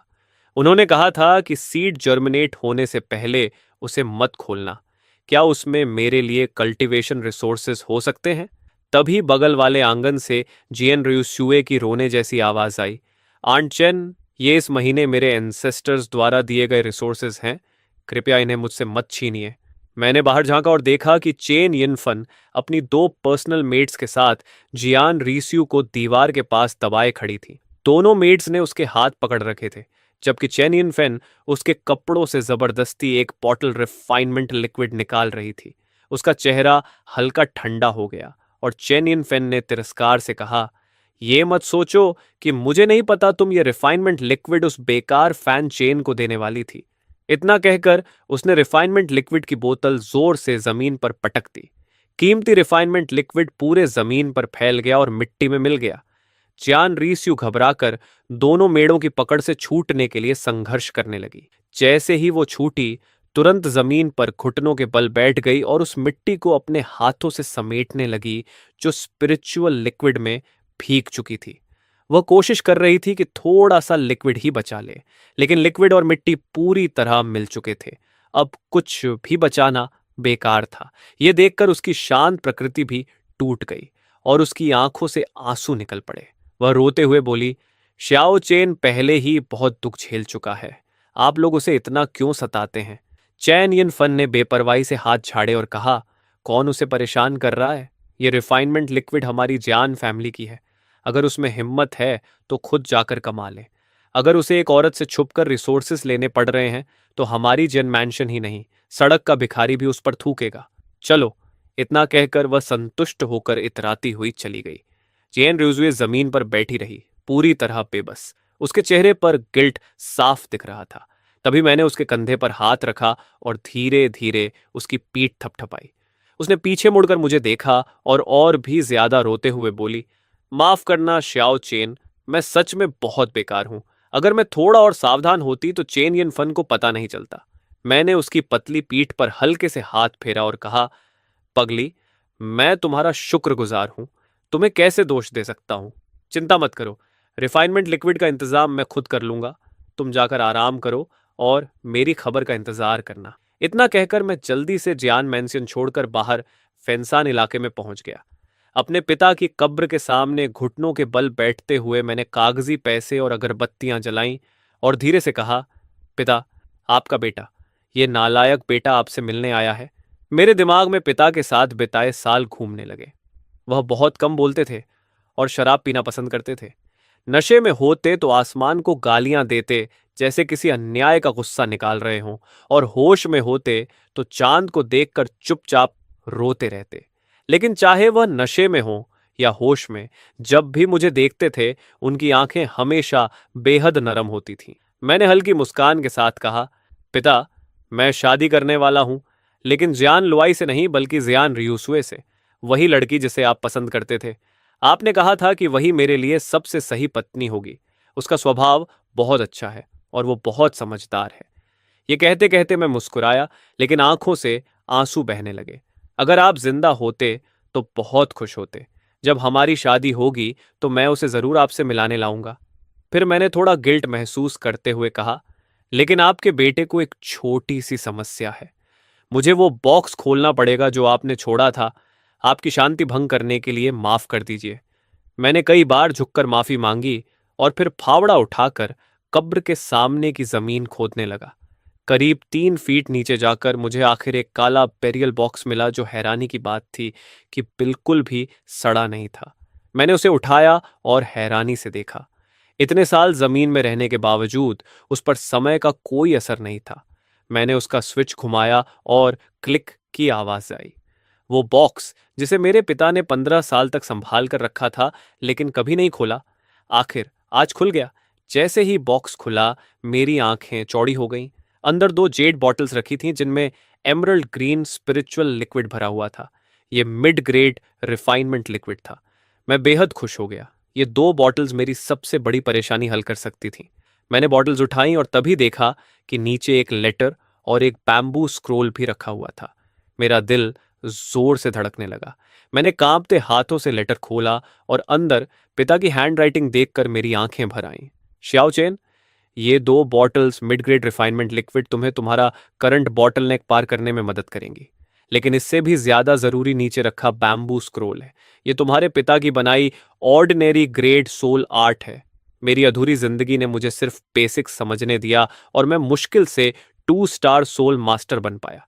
उम्मीद है मेरा बेटा मुझसे आगे जाएगा और ऐसा महान सोल मास्टर बनेगा जो आसमान और धरती के बीच अडिग खड़ा रहे। तभी तुम्हारे पास खुद को बचाने की ताकत होगी। और आखिर में, ये बेरियल बॉक्स तुम्हारी माँ ने छोड़ा था। उसने कहा था कि जब तुम 5 स्टार सोल मास्टर बन जाओगे, तब तुम इस बॉक्स की हिडन लेयर खोल पाओगे। मैं उस हिडन लेयर को कभी नहीं खोल पाया। यही मेरी सबसे बड़ी अधूरी इच्छा रही। आगे बढ़ो मेरे बेटे। आंसुओं की बूंदें लेटर पर गिरने लगीं और मुझे ऐसा लगा जैसे पिता आखिरी बार मेरे सामने मुस्कुराकर विदा ले रहे हों। पिता, मैंने आंसू पोंछे और लेटर को बहुत संभाल कर रख लिया। मेरा दिल भावनाओं से भर चुका था। मुझे आज पता चला कि मेरे पिता कभी 2 स्टार सोल मास्टर थे। सोल मास्टर्स इस दुनिया की सबसे सम्मानित प्रोफेशन माने जाते थे। उनके पास आम लोगों से कहीं ज्यादा पावरफुल सोल पावर होती थी और वे अनगिनत रहस्यमयी स्पिरिचुअल टेक्निक्स इस्तेमाल कर सकते थे। इतना ही नहीं, वॉरियर्स के लिए जरूरी स्पिरिचुअल एलिक्सर्स भी वही बनाते थे। मॉर्टल मेडिसिन से अलग कल्चरेशन एलिक्सर्स अलग अलग स्पिरिचुअल हर्ब्स से बनाए जाते थे। ये हर्ब्स सालों तक पहाड़ों की गहराई में ऑनरा एब्जॉर्ब करते थे, लेकिन साथ ही उनमें इम्प्यूरिटीज भी जमा हो जाती थीं। उन इम्प्यूरिटीज को हटाने के लिए बेहद शक्तिशाली सोल पावर चाहिए होती थी। इसलिए सोल मास्टर्स सिर्फ रहस्यमयी एक्सपर्ट्स ही नहीं बल्कि सबसे कीमती एल्केमिस्ट्स भी थे। यही वजह थी कि लूशन सिटी की इन फैमिली सिर्फ इसलिए सबसे बड़ी एल्केमी फैमिली बन गई क्योंकि उनकी हर जनरेशन को एंसेस्ट्रल रेलिक हेवनली फर्नेस विरासत में मिलता था।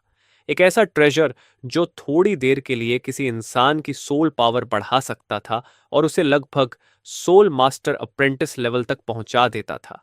सिर्फ इसी रिलिक की वजह से उनका परिवार पूरी लुसियन सिटी पर राज करता था। अगर वे जोर से पैर पटक दें तो पूरी सिटी 3 बार कांप जाए।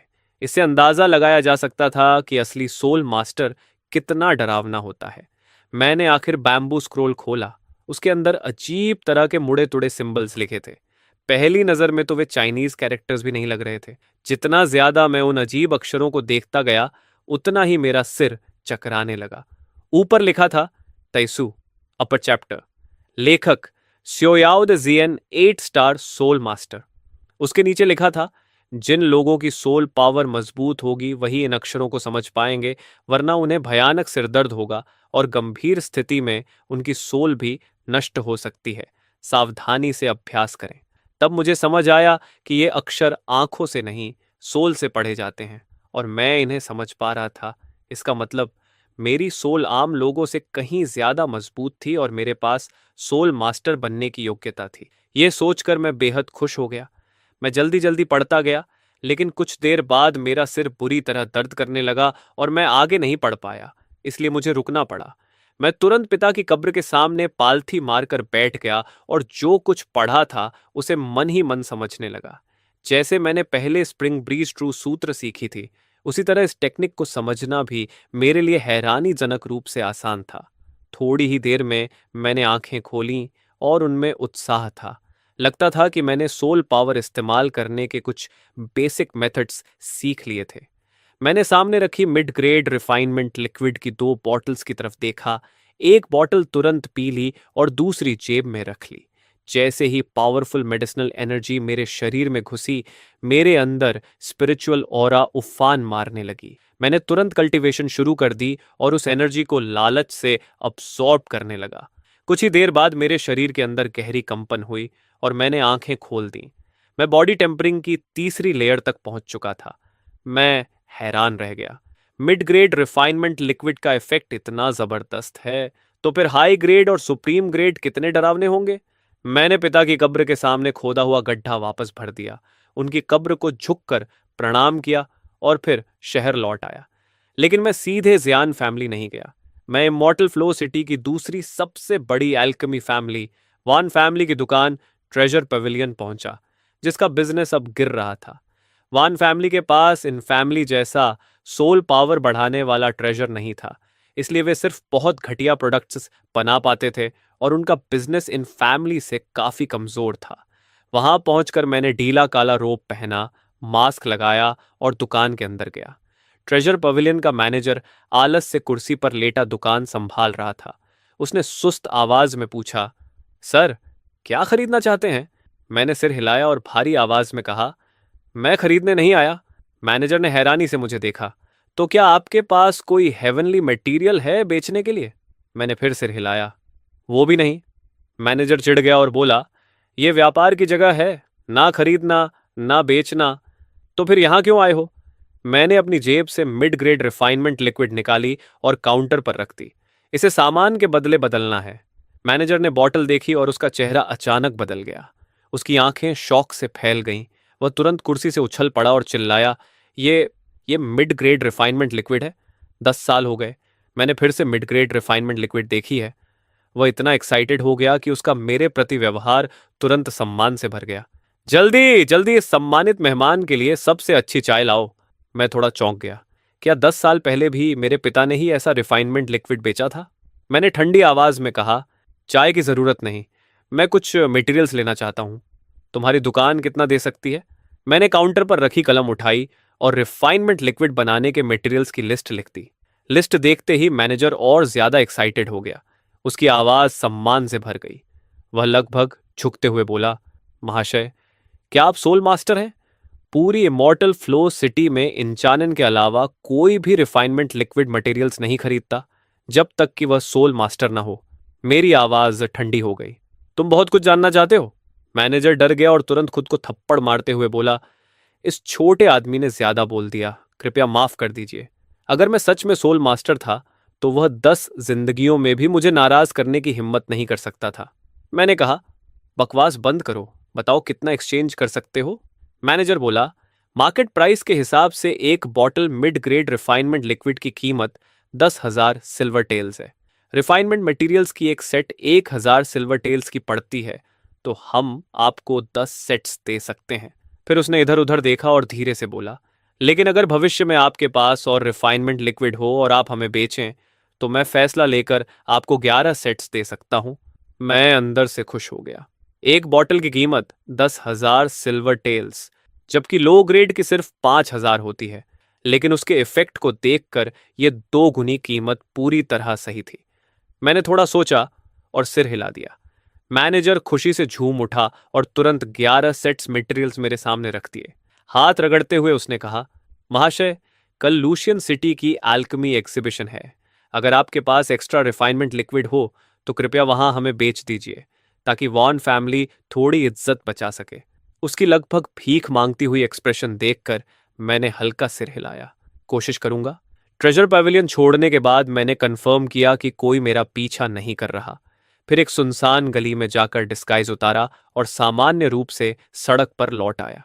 मैं कुछ ही कदम चला था कि अचानक किसी की मजाक उड़ाती आवाज सुनाई दी। अरे वाह, ये कौन है? मैंने देखा, लूसन घोड़े पर बैठा हुआ था। चेहरे पर घमंडी मुस्कान थी। उसके बगल में इंचानन भी था। दोनों ने मुझे देखा और घोड़े रोक दिए। लूसन ने पास के ट्रेजर पेविलियन की तरफ देखा और जोर से हंस पड़ा। पेट्रियार्किन, कुछ लोग अभी भी सपना देख रहे हैं कि उन्हें लो ग्रेड रिफाइनमेंट लिक्विड मिल जाएगी। इंचानन ने मुझे तिरछी नजर से देखकर मुस्कुराते हुए कहा, पूरे ल्यूजियन सिटी में मेरी इन फैमिली के अलावा कहीं रिफाइनमेंट लिक्विड नहीं मिलती। अगर तुम ट्रेजर पेविलियन में इसे मांगने गए थे तो तुम गलत जगह आ गए। फिर लुसेन हंसते हुए बोला, उनसे भीख मांगने से अच्छा है मुझसे भीख मांग लो।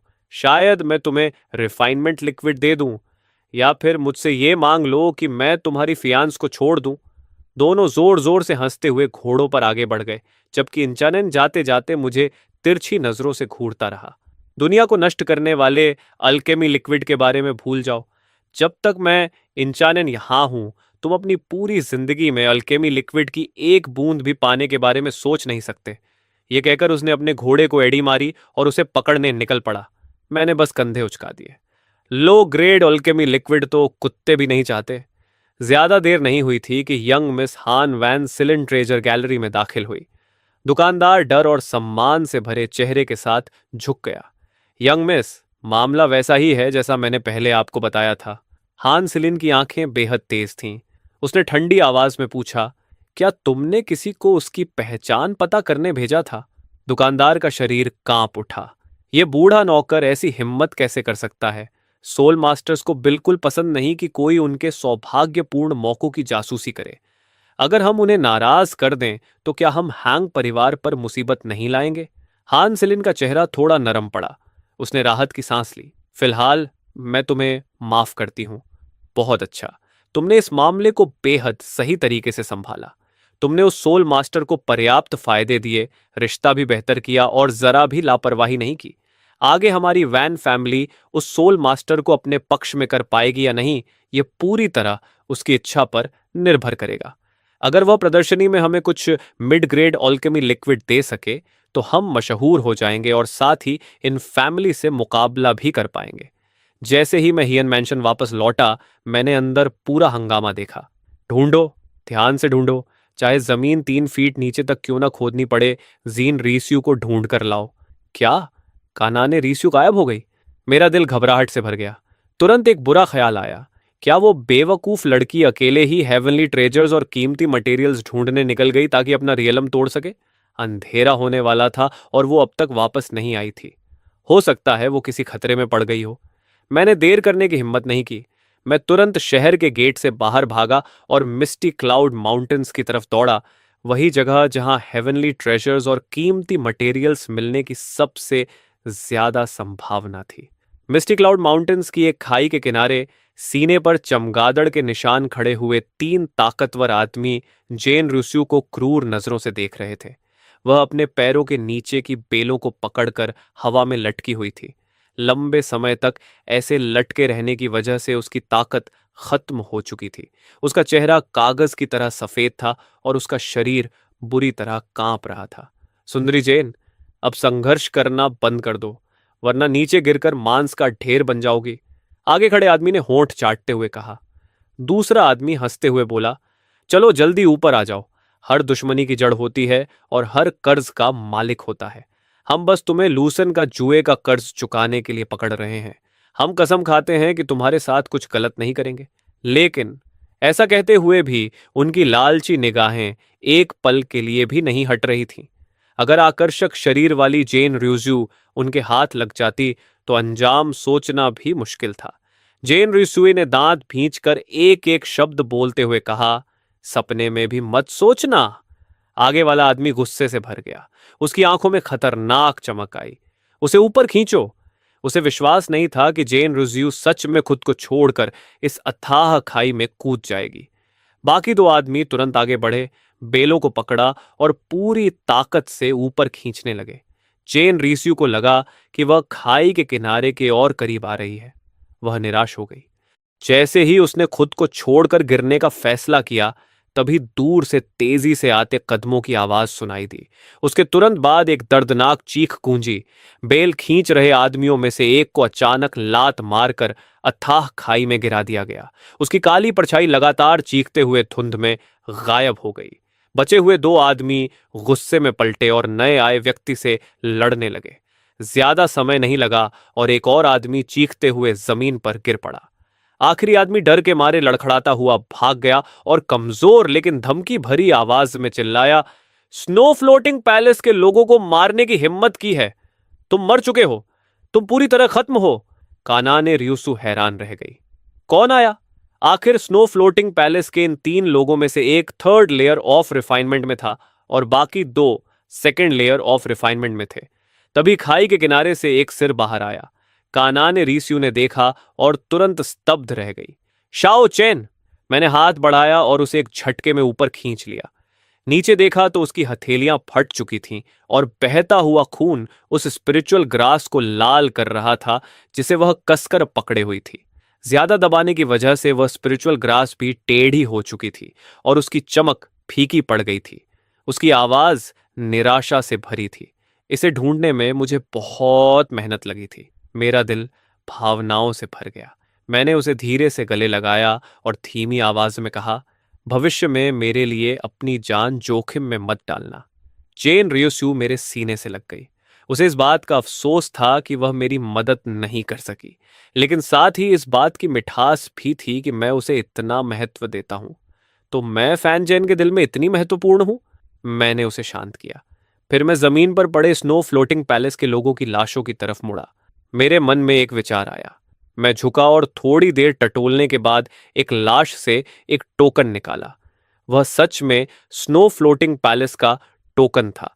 सिटी लॉर्ड मैंशन पहले ही इन पर इनाम घोषित कर चुका था। स्नो फ्लोटिंग पैलेस के एक दानव को मारने पर सिटी लॉर्ड मैंशन के सोल स्पिरिचुअल पूल में एक बार कल्टीवेशन करने का मौका मिलता था। मैंने टोकन रख लिया और आसमान की तरफ देखा। अब पूरी तरह अंधेरा हो चुका था और पहाड़ का रास्ता दिखाई नहीं दे रहा था। मजबूर होकर मैं जेन रीस्यू को लेकर एक सुरक्षित गुफा में रात बिताने चला गया। रात और गहरी होती गई। थकान की वजह से जेन रीस्यू गहरी नींद में सो गई। मैं उसके पास उसकी रक्षा करते हुए बैठा रहा, लेकिन खाली नहीं बैठा। मैंने ट्रेजर पेविलियन से बदले हुए रिफाइनमेंट लिक्विड के मटेरियल निकाले और अपने हाथों से रिफाइनमेंट लिक्विड बनाने की कोशिश शुरू कर दी। अगली सुबह मैंने जमीन पर पड़े राख के ढेर को देखा और दर्द से आह भरी। 3 हिस्सों के मटेरियल पूरी तरह बर्बाद हो गए थे। लेकिन अगले ही पल मेरी आंखें चमक उठीं और मैंने मन ही मन सोचा, मेरी आत्मा ने एंशियंट सुप्रीम वॉइड टेक्निक में महारत हासिल करने के बाद आखिर कितनी ताकत हासिल कर ली है। सबसे लो लेवल रिफाइनिंग लिक्विड बनाना तो हैरान कर देने वाली आसानी से हो रहा है। मैं मुड़ा और अंदर रखी 8 बोतलों स्पिरिचुअल लिक्विड की तरफ देखा। उनमें से 7 हाई ग्रेड रिफाइनिंग लिक्विड थी और एक बोतल तो एक्सेलेंट ग्रेड रिफाइनिंग लिक्विड थी। और यह तो सिर्फ पहली कोशिश थी। अगर भविष्य में मेरे तरीके और ज्यादा निपुण हो गए तो एक्सेलेंट ग्रेड रिफाइनिंग लिक्विड बनाना और भी आसान होगा। इतना चौंकाने वाला नतीजा देखकर मुझे खुद भी यकीन नहीं हो रहा था। क्या मेरी सोल पावर सच में फाउंडेशन एस्टैब्लिशमेंट रियलम तक पहुंच गई है? मैंने धीमी आवाज में बड़बड़ाया। फिर अपने विचार समेटे और बेसब्री से उस एक्सेलेंट ग्रेड रिफाइनिंग लिक्विड की बोतल उठा ली और एक ही घूंट में पी गया। तुरंत ही बेहद शक्तिशाली औषधीय शक्ति मेरे शरीर में फट पड़ी। उसे निकलने वाली aura low grade refining liquid से 10 गुना ज्यादा थी, जिससे मेरा शरीर थोड़ा फूल गया, जैसे कोई गोल गुब्बारा हो। मैंने लापरवाही करने की हिम्मत नहीं की और तुरंत पालथी मारकर बैठ गया। मैंने जल्दी से उस ऑरा को पचाने के लिए मानसिक सूत्र चलाया। 1 घंटे बाद मैंने धीरे धीरे आंखें खोली। मेरी आंखें हैरानी से भरी हुई थीं। दूसरी तरफ हायन मैंशन के अंदर का माहौल बिल्कुल अलग था। लूसेन पसीने से लथपथ था। उसका चेहरा बेहद खराब दिख रहा था और वह अपने सामने घूर रहा था जहां रिफाइनिंग लिक्विड की 10 खाली बोतलें पड़ी थीं। उसने भारी और गुस्से भरी आवाज में दहाड़ा, "ये क्या हो रहा है?" मैंने सब कुछ पी लिया, फिर भी मैं आगे क्यों नहीं बढ़ पाया। बगल में खड़ी चेन यिनफन भी उलझन में थी। ऐसा नहीं होना चाहिए था। 9 ग्रेड स्प्रिट रूट और लो ग्रेड रिफाइनिंग लिक्विड की 10 बोतलें, इतना तो कोई सुअर भी कॉन्टेम्पलेशन स्टेट पार कर जाता, लेकिन तुम्हारी कल्टीवेशन बिल्कुल नहीं बढ़ी। वह मजबूरी में उसे दिलासा देने लगी, लूसन, रिफाइंड जेड हमेशा तुरंत नहीं चमकता। शायद तुम बहुत जल्दी आगे बढ़ना चाह रहे थे और तुम्हारा मेंटल स्टेट बिगड़ गया। वैसे भी तुम हारे नहीं हो। उस बेकार फैंचन के पास तो सिर्फ 1 ब्राउ स्पिरिचुअल रूट है और 2 ब्राउ रिफाइनिंग लिक्विड है। उसके लिए आगे बढ़ना तो और भी नामुमकिन है। ज्यादा से ज्यादा इसे बराबरी मान लो। यह सुनकर लूसन की तनी हुई नसें थोड़ी ढीली पड़ी। उसके चेहरे पर तिरस्कार उभर आया। वो भी मेरी बराबरी करने लायक है। मेरा आगे न बढ़ना सिर्फ अस्थाई है, लेकिन वो अपनी पूरी जिंदगी में आगे बढ़ने का सपना भी मत देखे। चलो, मैं हॉल चलते हैं और फैसला करते हैं कौन बेहतर है। उसी समय मैं और जेन रूसू सुबह की हल्की रोशनी में हायन मैंशन लौटे। जेन रूजू ने जेन परिवार के अंदर वाले लाल बांस के दरवाजे को देखा, लेकिन कदम बढ़ाने में हिचकिचाई। वह मेरी तरफ मुड़ी। उसकी आंखें भारी थीं। जैसे ही मैंने उसकी बेचैनी महसूस की, मैंने उसका हाथ पकड़ लिया और शांत लेकिन दृढ़ आवाज में कहा, मैंने कहा था ना, मैं तुम्हारी रक्षा करूंगा। मैं उसका हाथ पकड़कर उसके साथ हियन मैंशन के अंदर चला गया। कनान जेन यंग भी लोगों के साथ जल्दी जल्दी वहां पहुंच रहा था। जब उसने हमारे जुड़े हुए हाथ देखे तो उसकी भौहें हल्की सिकुड़ गईं और उसने पूछा, फैन चेन, इन दिनों तुम्हारी कल्चरेशन कैसी रही? मैंने अपनी कलम हल्की उठाई और 2 शब्द लिखे, ठीक है। कानन हैरान दिखा, लेकिन उसने ज्यादा नहीं पूछा और हमें मेन हॉल की तरफ ले गया। मेन हॉल पहले से लोगों से भरा हुआ था। जियान परिवार के दर्जनों युवा और बुजुर्ग सदस्य डायरेक्ट लाइन और कोलेट्रल लाइन दोनों मौजूद थे। कुछ युवा लड़कियां चमकीले कपड़ों में लूसेन के आसपास हंसते बोलते घूम रही थीं, ताकि उसका थोड़ा फेवर पा सके। कनलुई के चेहरे पर भी मुस्कान थी और वह बीच बीच में लूसेन से बात कर रही थी, लेकिन जैसे ही उसने मुझे अंदर आते देखा, उसके चेहरे की मुस्कान तुरंत गायब हो गई। उसने ठंडे स्वर में कहा, मुझे लगा तुम आने की हिम्मत नहीं करोगे। कम से कम तुम में थोड़ी मर्दानगी तो है। मैंने उससे बात करना भी जरूरी नहीं समझा और सीधे मेन हॉल के बीचों बीच जाकर सीधा खड़ा हो गया और लिखा, हम कब शुरू करें? मेरी शांत और आत्मविश्वास भरी ऑरा देखकर वहां मौजूद सभी लोगों के चेहरे हल्के बदल गए। जेन लुओ यी की आंखों में भी हैरानी चमकी और उसने मुझे ऊपर से नीचे तक देखा। चेनियन फैन ने अपनी चाय की प्याली हल्के से थपथपाई और धीरे से कहा, फैन चेन, क्या तुम्हें शुरुआत में लगाई गई शर्त याद है? अगर तुम लुसेन से कमजोर निकले तो अफसोस की बात है कि जेन रीस्यू की शादी लुसेन से करनी होगी। मैंने आंखें उठाकर उसे ठंडे भाव से देखा और अपनी कलम घुमाई। अगर लुसेन हार गया तो कृपया अपने भांजे को भी कंट्रोल करना। उसे हंस का मांस खाने के सपने देखना बंद करने दो। चेन यिन फेन ने गुस्से में अपनी चाय की प्याली मेज पर दे मारी। उसकी फीनिक्स जैसी आंखों में गुस्सा उबल रहा था। अगर लूसन हार गया तो स्वाभाविक है कि उसमें दोबारा रूसियों से शादी की बात करने की हिम्मत नहीं होगी। लेकिन अगर तुम हारे तो तुरंत हियन मैंशन छोड़ दोगे। आज के बाद मेरी जैन फैमिली तुम्हारी फैन फैमिली की कोई एहसानमंद नहीं रहेगी। मैंने हल्के से हाथ हिलाया और कलम की नोक नीचे गिराई।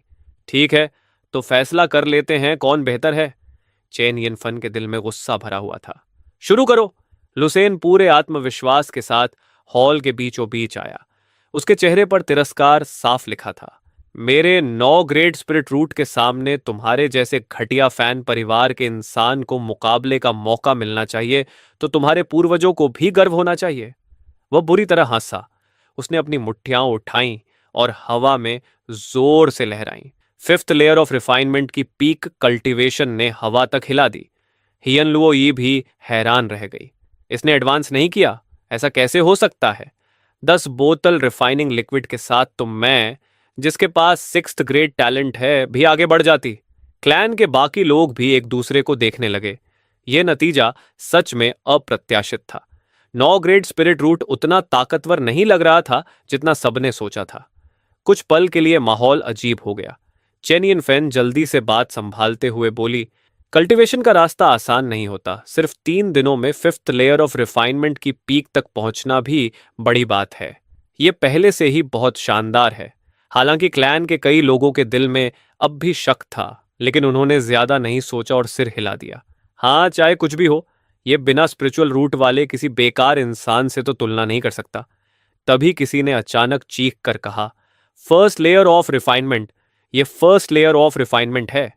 चेन रीस्यू ने अपना मुंह ढक लिया। उसकी आवाज खुशी और अविश्वास से कांप रही थी। श्याओ चेन, तुमने ब्रेक थ्रू कर लिया। जियान लुओ की आंखों में यकीन करना मुश्किल था। इसके पास स्पिरिचुअल रूट है? लुसेन की आंखें पूरी तरह फैल गईं। उसे अपनी आंखों पर भरोसा नहीं हो रहा था। जिस बेकार इंसान को उसने कभी अहमियत नहीं दी, उसने सच में फर्स्ट लेवल ट्रेनिंग पार कर लिया था और उसे हरा दिया था। यह कैसे हो सकता है? वह इसे स्वीकार नहीं कर पा रहा था। मैं 9 ग्रेड स्पिरिचुअल रूट्स वाला जीनियस एक बेकार इंसान से हार गया? मैंने अपनी कलम उठाई और एक लाइन लिखी। अगर मेरे फैन परिवार के पूर्वजों को पता चले कि मैंने 9 ग्रेड स्पिरिचुअल रूट्स वाले किसी इंसान को हराया है तो उन्हें और भी ज्यादा गर्व होगा। कुछ देर पहले लुसेन की गई हंसी उड़ाना अब उसके चेहरे पर जोरदार थप्पड़ जैसा लग रहा था। वह गुस्से में मुट्ठियां भींचता रहा। चेनियन फन को भी लगा कि उसकी इज्जत चली गई। उसने ठंडी आवाज में कहा, सिर्फ फर्स्ट लेवल ट्रेनिंग पार किया है और देखो कैसी विजेता वाली शक्ल बना रहा है। क्या फर्स्ट लेवल ट्रेनिंग पार करना और सिक्स्थ लेवल ट्रेनिंग पार करना एक जैसा है? दूसरा, पहले से 5 गुना मुश्किल है। मैं बस मुस्कुराया, हाथ उठाया और फिर एक मुक्का हवा में मारा। हवा में हल्की विस्फोट जैसी आवाज गूंजी। जेन र्यूसु शौक में अपना मुंह खोल कर रह गई। Second level training? शाओचेन, तुमने सच में सेकंड लेवल ट्रेनिंग भी पार कर लिया, और वो भी सिर्फ 3 दिनों में? अब तो हियन लुओ भी अपनी सीट पर नहीं बैठ सकी। उसके खूबसूरत चेहरे पर गहरा शौक था। मैं भी 3 दिनों में सेकंड लेवल ट्रेनिंग पार नहीं कर सकती। लुसेन की आंखें गुस्से और जलन से भर गईं। फर्स्ट लेवल पार करना ही काफी शॉकिंग था, लेकिन सेकंड लेवल ट्रेनिंग पार करना तो सीधा कुचल देने जैसा था। चेन यिनफन भी हिल गई, लेकिन फिर भी जबरदस्ती बोली, सेकंड लेवल ट्रेनिंग तक पहुंचना इतना मुश्किल नहीं है, बस किसी तरह लुसेन की बराबरी कर पाया है। लेकिन जैसे ही उसने ये कहा, मैंने फिर से हवा में मुक्का मारा। इस बार तेज धमाके जैसी साफ आवाज गूंजी, जैसे सबके चेहरे पर जोरदार थप्पड़ पड़ा हो। हियन लुओई शौक से अपनी सीट से उछलकर खड़ी हो गई। उसे पता भी नहीं चला कि उसकी कुर्सी पीछे गिर गई। उसके चेहरे पर गहरा अविश्वास था। थर्ड लेवल ट्रेनिंग आज? ये नामुमकिन है। 3 दिनों में थर्ड लेवल ट्रेनिंग पार करना 9 ग्रेड स्पिरिचुअल रूट्स वालों के लिए भी संभव नहीं। लूसेन और चेन यिनफेन दोनों मुझे घूरते हुए ठंडा पसीना बहाने लगे। मैंने अपनी कलम उठाई और धीरे से लिखा, तो क्या हुआ अगर तुम असली ड्रैगन हो? तो क्या हुआ अगर तुम्हारे पास 9 ग्रेड स्पिरिचुअल रूट्स हैं?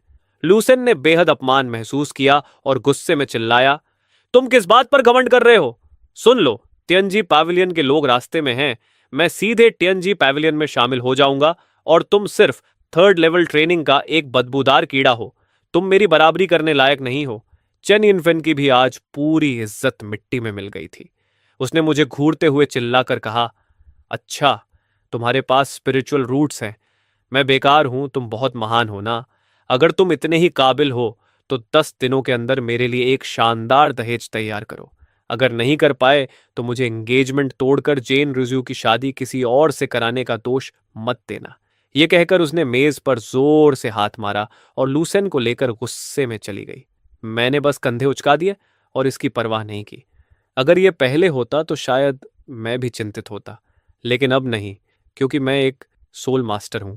ऐसा सोल मास्टर जो महंगी पिल्स रिफाइन कर सकता है। तभी मुझे याद आया कि कल मैंने जेमबाओ पैविलियन के मैनेजर से लक्सियन सिटी की ग्रैंड एग्जीबिशन में हिस्सा लेने का वादा किया था। यही सही मौका था high quality training medicine refine करने का। इन्हें बेचकर बहुत पैसा कमाया जा सकता था, है ना? सिटी लॉर्ड मैंशन के सामने चौड़ी सड़क के दोनों तरफ स्टॉल लगे हुए थे। आज पूरे शहर के मेडिसिन रिफाइनिंग फैमिलीज की ग्रैंड एग्जीबिशन थी। बड़े और छोटे सभी रिफाइनर्स अपने सबसे बेहतरीन मेडिसिन दिखाने आए थे। इन परिवार के हेड इंचानिन अपने स्टॉल पर सबसे ज्यादा बिकने वाली लो ग्रेड ट्रेनिंग मेडिसिन दिखा रहा था। उसके सामने लोगों की भीड़ समुद्र जैसी उमड़ी हुई थी। दूसरी तरफ वॉन परिवार का उतना ही बड़ा स्टॉल बेहद सुनसान था। ठंडा माहौल देखकर वैनसिलिन बेचैन हो गई।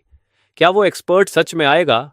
मैनेजर उसके पास खड़ा कड़वी मुस्कान के साथ बोला, ज्यादातर सोल मास्टर्स अकेले रहते हैं और अपनी मर्जी से आते जाते हैं। वो आएगा या नहीं, ये पूरी तरह उसके मूड पर निर्भर है। वह भी बहुत परेशान था। अगर वो सोल मास्टर आ गया तो वॉन परिवार को मिड ग्रेड ट्रेनिंग मेडिसिन मिलेगा और वे इन परिवार को पीछे छोड़ देंगे। लेकिन अगर वो नहीं आया तो ये एग्जीबिशन पूरी तरह इन परिवार का सोलो शो बन जाएगा। अगले साल वान परिवार के दिन और मुश्किल हो जाएंगे। उन्हें और ज्यादा बेचैन करने वाली बात यह थी कि इन परिवार ने शायद और भी ताकतवर स्किल एक्टिवेट कर ली थी। खबर थी कि इंचानिन ने सफलतापूर्वक एक mid grade training medicine refine कर ली है। भले ही उसकी सक्सेस रेट सिर्फ 1% हो, लेकिन अगर यह खबर फैल गई तो बहुत बड़ा सनसनी मच जाएगी। वान परिवार के पास अब सिर्फ एक ही रास्ता था, उस सोल मास्टर का सहारा लेना। उसी समय काले चोगे में मैं धीरे धीरे वान परिवार के स्टॉल पर चढ़ा। कमांडर हांग इधर उधर टहल रहा था। जैसे ही उसने काले कपड़ों वाली मेरी परछाई देखी, उसकी भौहें सिकुड़ गईं। तुम? मैनेजर ने भी तुरंत मेरे कपड़े पहचान लिए और उसका दिल तेजी से धड़कने लगा। मिस, क्या यही वो सोल एक्सपर्ट है? कमांडर हैंग अंदर से कांप उठा और जल्दी से आगे बढ़कर सम्मान से झुक गया। कमांडर हैंग, एक्सपर्ट को मेरा प्रणाम। मैनेजर ने जल्दी से परिचय करवाया। एक्सपर्ट, ये मेरी वॉन फैमिली की बड़ी मिस है, जो फैमिली अफेयर्स की वाइस प्रेसिडेंट हैं। मैंने वान परिवार के मामलों में कोई दिलचस्पी नहीं दिखाई और भारी आवाज में सीधे पूछा, तुम लोग अल्केमी बिजनेस का कितना हिस्सा संभाल सकते हो? कमांडर हैंग ने अपनी भावनाएं छिपा ली। ये सोल मास्टर सच में वन परिवार के साथ सहयोग करना चाहता है। उसकी आंखें हल्की सी हिलीं और उसने कहा, हमारी वॉन फैमिली ने मार्केट प्राइस के हिसाब से 1 लाख सिल्वर टेल्स तैयार किए हैं। हम 10th rank mid grade Alchemy business संभाल सकते हैं। यह सुनकर मैंने हल्का सा भौहें सिकोड़ ली। मेरे पास अभी मिड ग्रेड अल्केमी थी ही नहीं, मेरे पास सिर्फ हाई ग्रेड थी। जब मैंने कुछ नहीं कहा तो कमांडर वॉन को लगा शायद उसने पर्याप्त पैसे तैयार नहीं किए। उसने जल्दी से जोड़ा, एक्सपर्ट, शायद आपको पता न हो, हमारी वैन फैमिली आपका एल्केमी बिजनेस 10,000 सिल्वर टेल्स प्रति बोतल के हिसाब से खरीद रही है। यह बिल्कुल उचित कीमत है। सामने इन परिवार ऑलरेडी मिड ग्रेड अल्केमी बना चुका है। अगर भविष्य में दोनों परिवार कंपीट करेंगे तो सेलिंग प्राइस निश्चित रूप से 10,000 से नीचे गिर जाएगी। हमारी वॉन फैमिली पॉपुलैरिटी कमाने के लिए घाटा उठाने को भी तैयार है। मैंने शांत स्वर में कहा, मैं मिड ग्रेड प्रोडक्ट्स नहीं बेचता। यह सुनते ही मैनेजर के माथे पर पसीना आ गया। उसने साफ साफ कहा था कि वह इस सोल मास्टर को मौके पर मिड ग्रेड एल्केमी बेचने के लिए बुलाएगा। तभी मैंने चुपचाप एक बोतल निकाली, उसे अपनी हथेली में घुमाया और कहा, मैं सिर्फ यह बेचता हूं। कमांडर वान और मैनेजर ने एक साथ देखा। कमांडर वान किसी तरह शांत रहा, लेकिन अंदर से हिल गया, जबकि मैनेजर सीधे चिल्ला पड़ा, हाई ग्रेड अल्केमी एक्सपर्ट, आप हमें यह बेचने वाले हैं? मैंने पूछा, तुम लोग खरीदना नहीं चाहते? मैनेजर तुरंत बोला, नहीं नहीं, ऐसा नहीं है, हम जरूर खरीदना चाहते हैं। यह हाई ग्रेड अल्केमी है। सिर्फ लक्सियन सिटी ही नहीं, आसपास के शहरों में भी ऐसी टॉप क्वालिटी स्पिरिचुअल मेडिसिन कभी नहीं दिखी। इसके साथ वॉन फैमिली तुरंत मशहूर हो जाएगी, इन फैमिली का मार्केट शेयर छीन लेगी और लक्ष्यन सिटी की नंबर 1 अल्केमी फैमिली बन जाएगी। इन फैमिली की मिड ग्रेड अल्केमी इसके सामने कुछ भी नहीं है। लेकिन फिर मैनेजर चिंतित होकर बोला, एक्सपर्ट, आप हर बोतल की कीमत कितनी रखेंगे? ये बहुत महंगी चीज है। मैंने सुना है दूर की जगहों पर इसकी एक बोतल 50,000 सिल्वर टेल्स तक बिकती है। अगर आपने बहुत ऊंची कीमत मांगी तो हमारी वान फैमिली ज्यादा मात्रा में इसे खरीद नहीं पाएगी। मैंने हल्के से कहा, 10,000 सिल्वर टेल्स। कमांडर वान की आंखों में गहरी शंका चमकी। एक्सपर्ट, आपको पता है मिड ग्रेड एल्केमी भी 10,000 सिल्वर टेल्स की होती है? उसे लगा शायद मेरा कोई और मकसद है। तभी मैंने 3 और बोतलें निकालकर सामने रख दी और शांत स्वर में कहा, मेरी सिर्फ एक शर्त है, इन परिवार को बर्बाद कर दो। कमांडर वान को तुरंत सब समझ आ गया, इसलिए यह एक्सपर्ट इतनी सस्ती कीमत पर बेच रहा था क्योंकि उसकी इन परिवार से दुश्मनी थी। इन परिवार ने सच में गलत इंसान को नाराज कर दिया था। उन्होंने 2nd रैंक सोल मास्टर को उकसाने की हिम्मत कैसे की? उसने तुरंत फैसला किया, अगर एक्सपर्ट लंबे समय तक इतनी कम कीमत पर हाई ग्रेड एल्केमी सप्लाई कर सकता है तो इन परिवार को गिराना कोई मुश्किल नहीं। मैंने सिर हिलाया और कहा, ठीक है, मुझे अल्केमी मटेरियल्स दो और मैं अभी तुम्हारे लिए बड़ी मात्रा में हाई ग्रेड अल्केमी बनाऊंगा। कमांडर वॉन ने तुरंत मटेरियल्स और एल्केमी रूम तैयार करने का आदेश दिया। दोपहर तक एग्जीबिशन अपने सबसे बड़े रश पर पहुंच गई। तभी इंचानन जोर जोर से हंसने लगा। सभी लोग सुनिए, मैं एक बड़ी खबर बताना चाहता हूं। हमारी इन फैमिली ने सफलतापूर्वक मिड ग्रेड अल्केमी बना ली है। इसकी कीमत 13,000 सिल्वर टेल्स होगी। भीड़ में जोरदार शोर मच गया। भले ही यह मार्केट प्राइस से महंगी थी, लेकिन मिड ग्रेड अल्केमी ऐसी चीज थी जिसकी डिमांड ज्यादा और सप्लाई बहुत कम थी। खरीद पाना ही किस्मत की बात थी, इसलिए थोड़ी महंगी होने पर भी लोग तैयार थे। अपने स्टॉल की तरफ उमड़ती भीड़ देखकर इंचानन जोर से हंसा।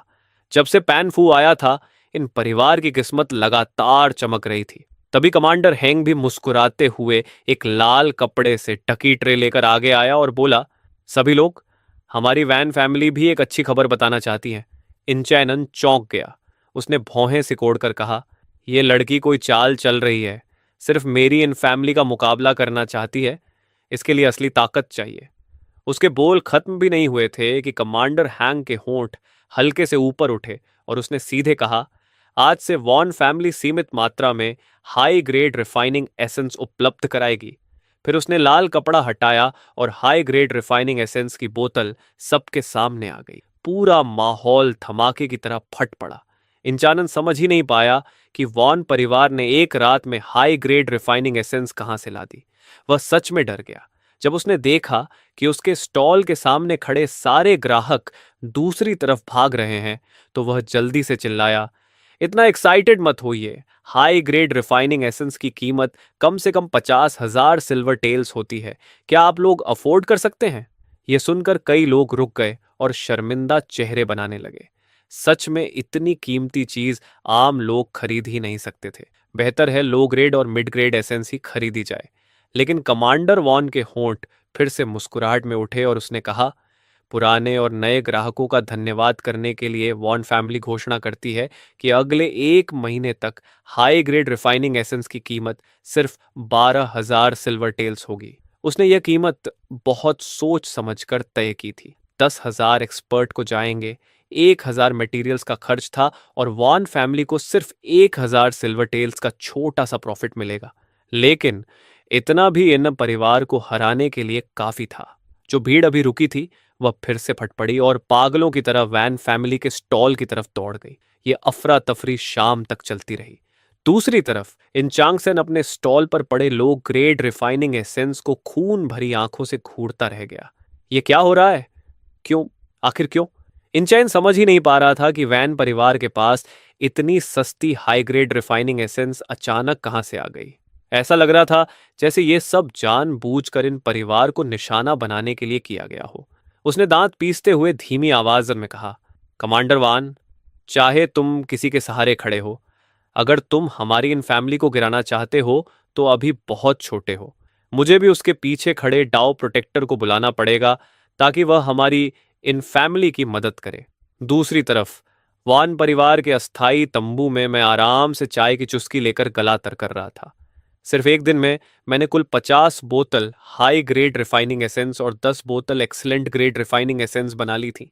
एक्सीलेंट ग्रेड एसेंस मैंने खुद के लिए रख ली और हाई ग्रेड एसेंस वॉन परिवार को 5 लाख सिल्वर टेल्स में बेच दी। तभी कमांडर हैंग लड़खड़ाते हुए बैंक नोट्स हाथ में लिए अंदर आया। उसके शरीर से हल्की खुशबू आ रही थी। उसने सम्मान से कहा, सीनियर, ये आपके 5 लाख सिल्वर टेल्स के बैंक नोट्स हैं।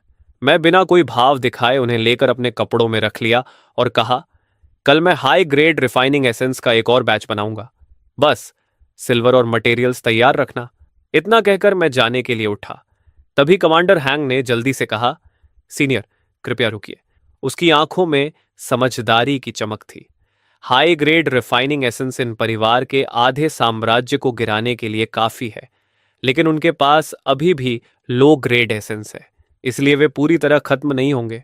मैंने थोड़ा सोचा और उसकी बात समझ गया। आखिर हाई ग्रेड एसेंस सिर्फ कुछ ही वॉरियर्स खरीद सकते थे। ज्यादातर लोग अभी भी लो ग्रेड एसेंस ही खरीदते थे। इन परिवार लूसन को सपोर्ट करने के लिए हमें दबाने में कोई कसर नहीं छोड़ रहा था। इसका हिसाब तो मुझे बराबर करना ही था। कमांडर हैंग ने सावधानी से पूछा, सीनियर, क्या आप कुछ लो ग्रेड रिफाइनिंग एसेंस भी बना सकते हैं? मैं कुछ देर चुप रहा।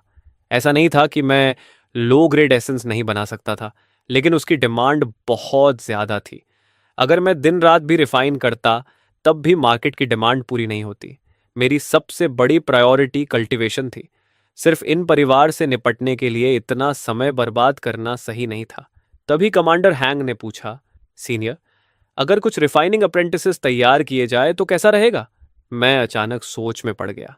माफ करना, मैं यही सोच रहा था कि क्या कुछ रिफाइनिंग अप्रेंटिसेस तैयार किए जाएं जो सिर्फ लो ग्रेड एसेंस बनाए। लेकिन यह काम बहुत मुश्किल है। सही लोगों का चुनाव भी बड़ी समस्या है।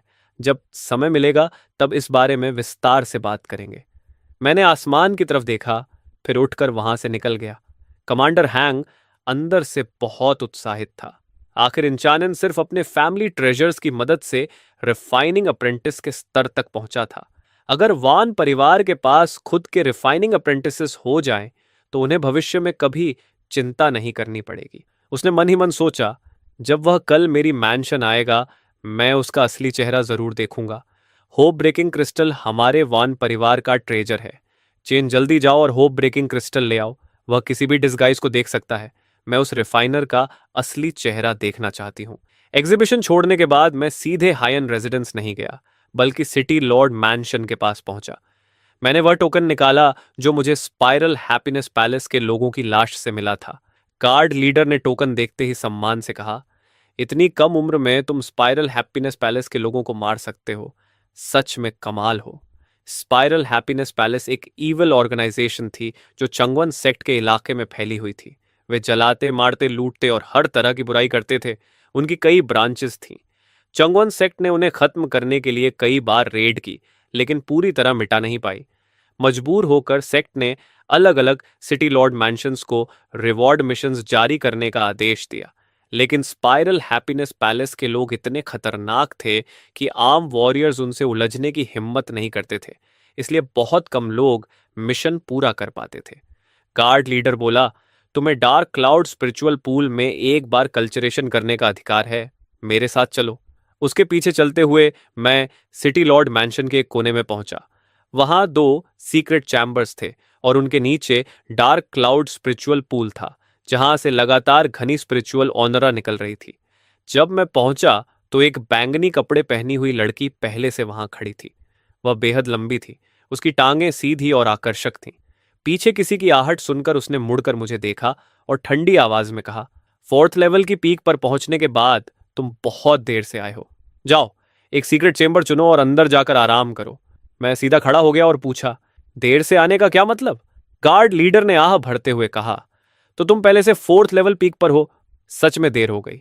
डार्क क्लाउड स्पिरिचुअल पूल 3 साल से खुला हुआ है और बहुत सारे वॉरियर्स इसका इस्तेमाल कर चुके हैं। अब इसमें स्पिरिचुअल ऑरा पहले जैसी नहीं रही।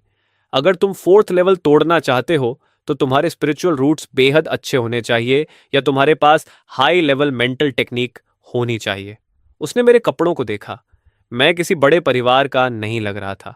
उसने मन ही मन सोचा कि मेरे पास शायद कोई अच्छी मेंटल टेक्निक नहीं होगी। उसने धीरे से कहा, खैर, तुम आ ही गए हो तो अंदर जाकर कोशिश कर लो। तुम्हें सिर्फ 1 घंटा कल्टीवेशन का समय मिलेगा, जल्दी करो। मैंने सिर हिलाया और दूसरी सीक्रेट चेंबर में चला गया। थोड़ी देर बाद एक प्रभावशाली मिडिल एज्ड आदमी तेजी से वहां पहुंचा। यह लॉक्शन सिटी का नंबर 1 एक्सपर्ट था, वही जो डिटेक्शन टावर में दिखाई दिया था, सिटी लॉर्ड येगन। गार्ड लीडर ने सम्मान से कहा, सिटी लॉर्ड, मिस हादू अंदर जा चुकी हैं। वह अभी कल्टीवेशन कर रही हैं। येगन ने राहत की सांस ली। वह चंगवान सेक्ट मास्टर की बेटी है। हम उसके साथ लापरवाही नहीं कर सकते। यहीं इंतजार करो। जैसे ही मिस हाडू अपनी कल्टीवेशन से बाहर आए, मुझे तुरंत खबर देना। तभी येगेन की नजर दूसरी सीक्रेट चैम्बर पर पड़ी। उसने भौहें सिकोड़कर पूछा, अंदर कौन है? गार्ड लीडर ने जवाब दिया, ये एक अनजान युवा है जिसने ब्लड बेली पैलेस के लोगों को मारा है। यह सुनकर यजीफेन नाराज होकर बोला, तुम उसे मिस हार्डू की कल्चरेशन खत्म होने तक बाहर इंतजार नहीं करवा सकते थे? गार्ड लीडर हिचकिचाते हुए बोला, तो क्या मैं उसे अभी बाहर बुला दूं? इजीफेन ने पास पास बनी दोनों सीक्रेट चेंबर्स को देखा, फिर थोड़ा सोचकर बोला, छोड़ो, एक अनजान लड़का है, उसकी कल्टीवेशन भी ज्यादा नहीं है।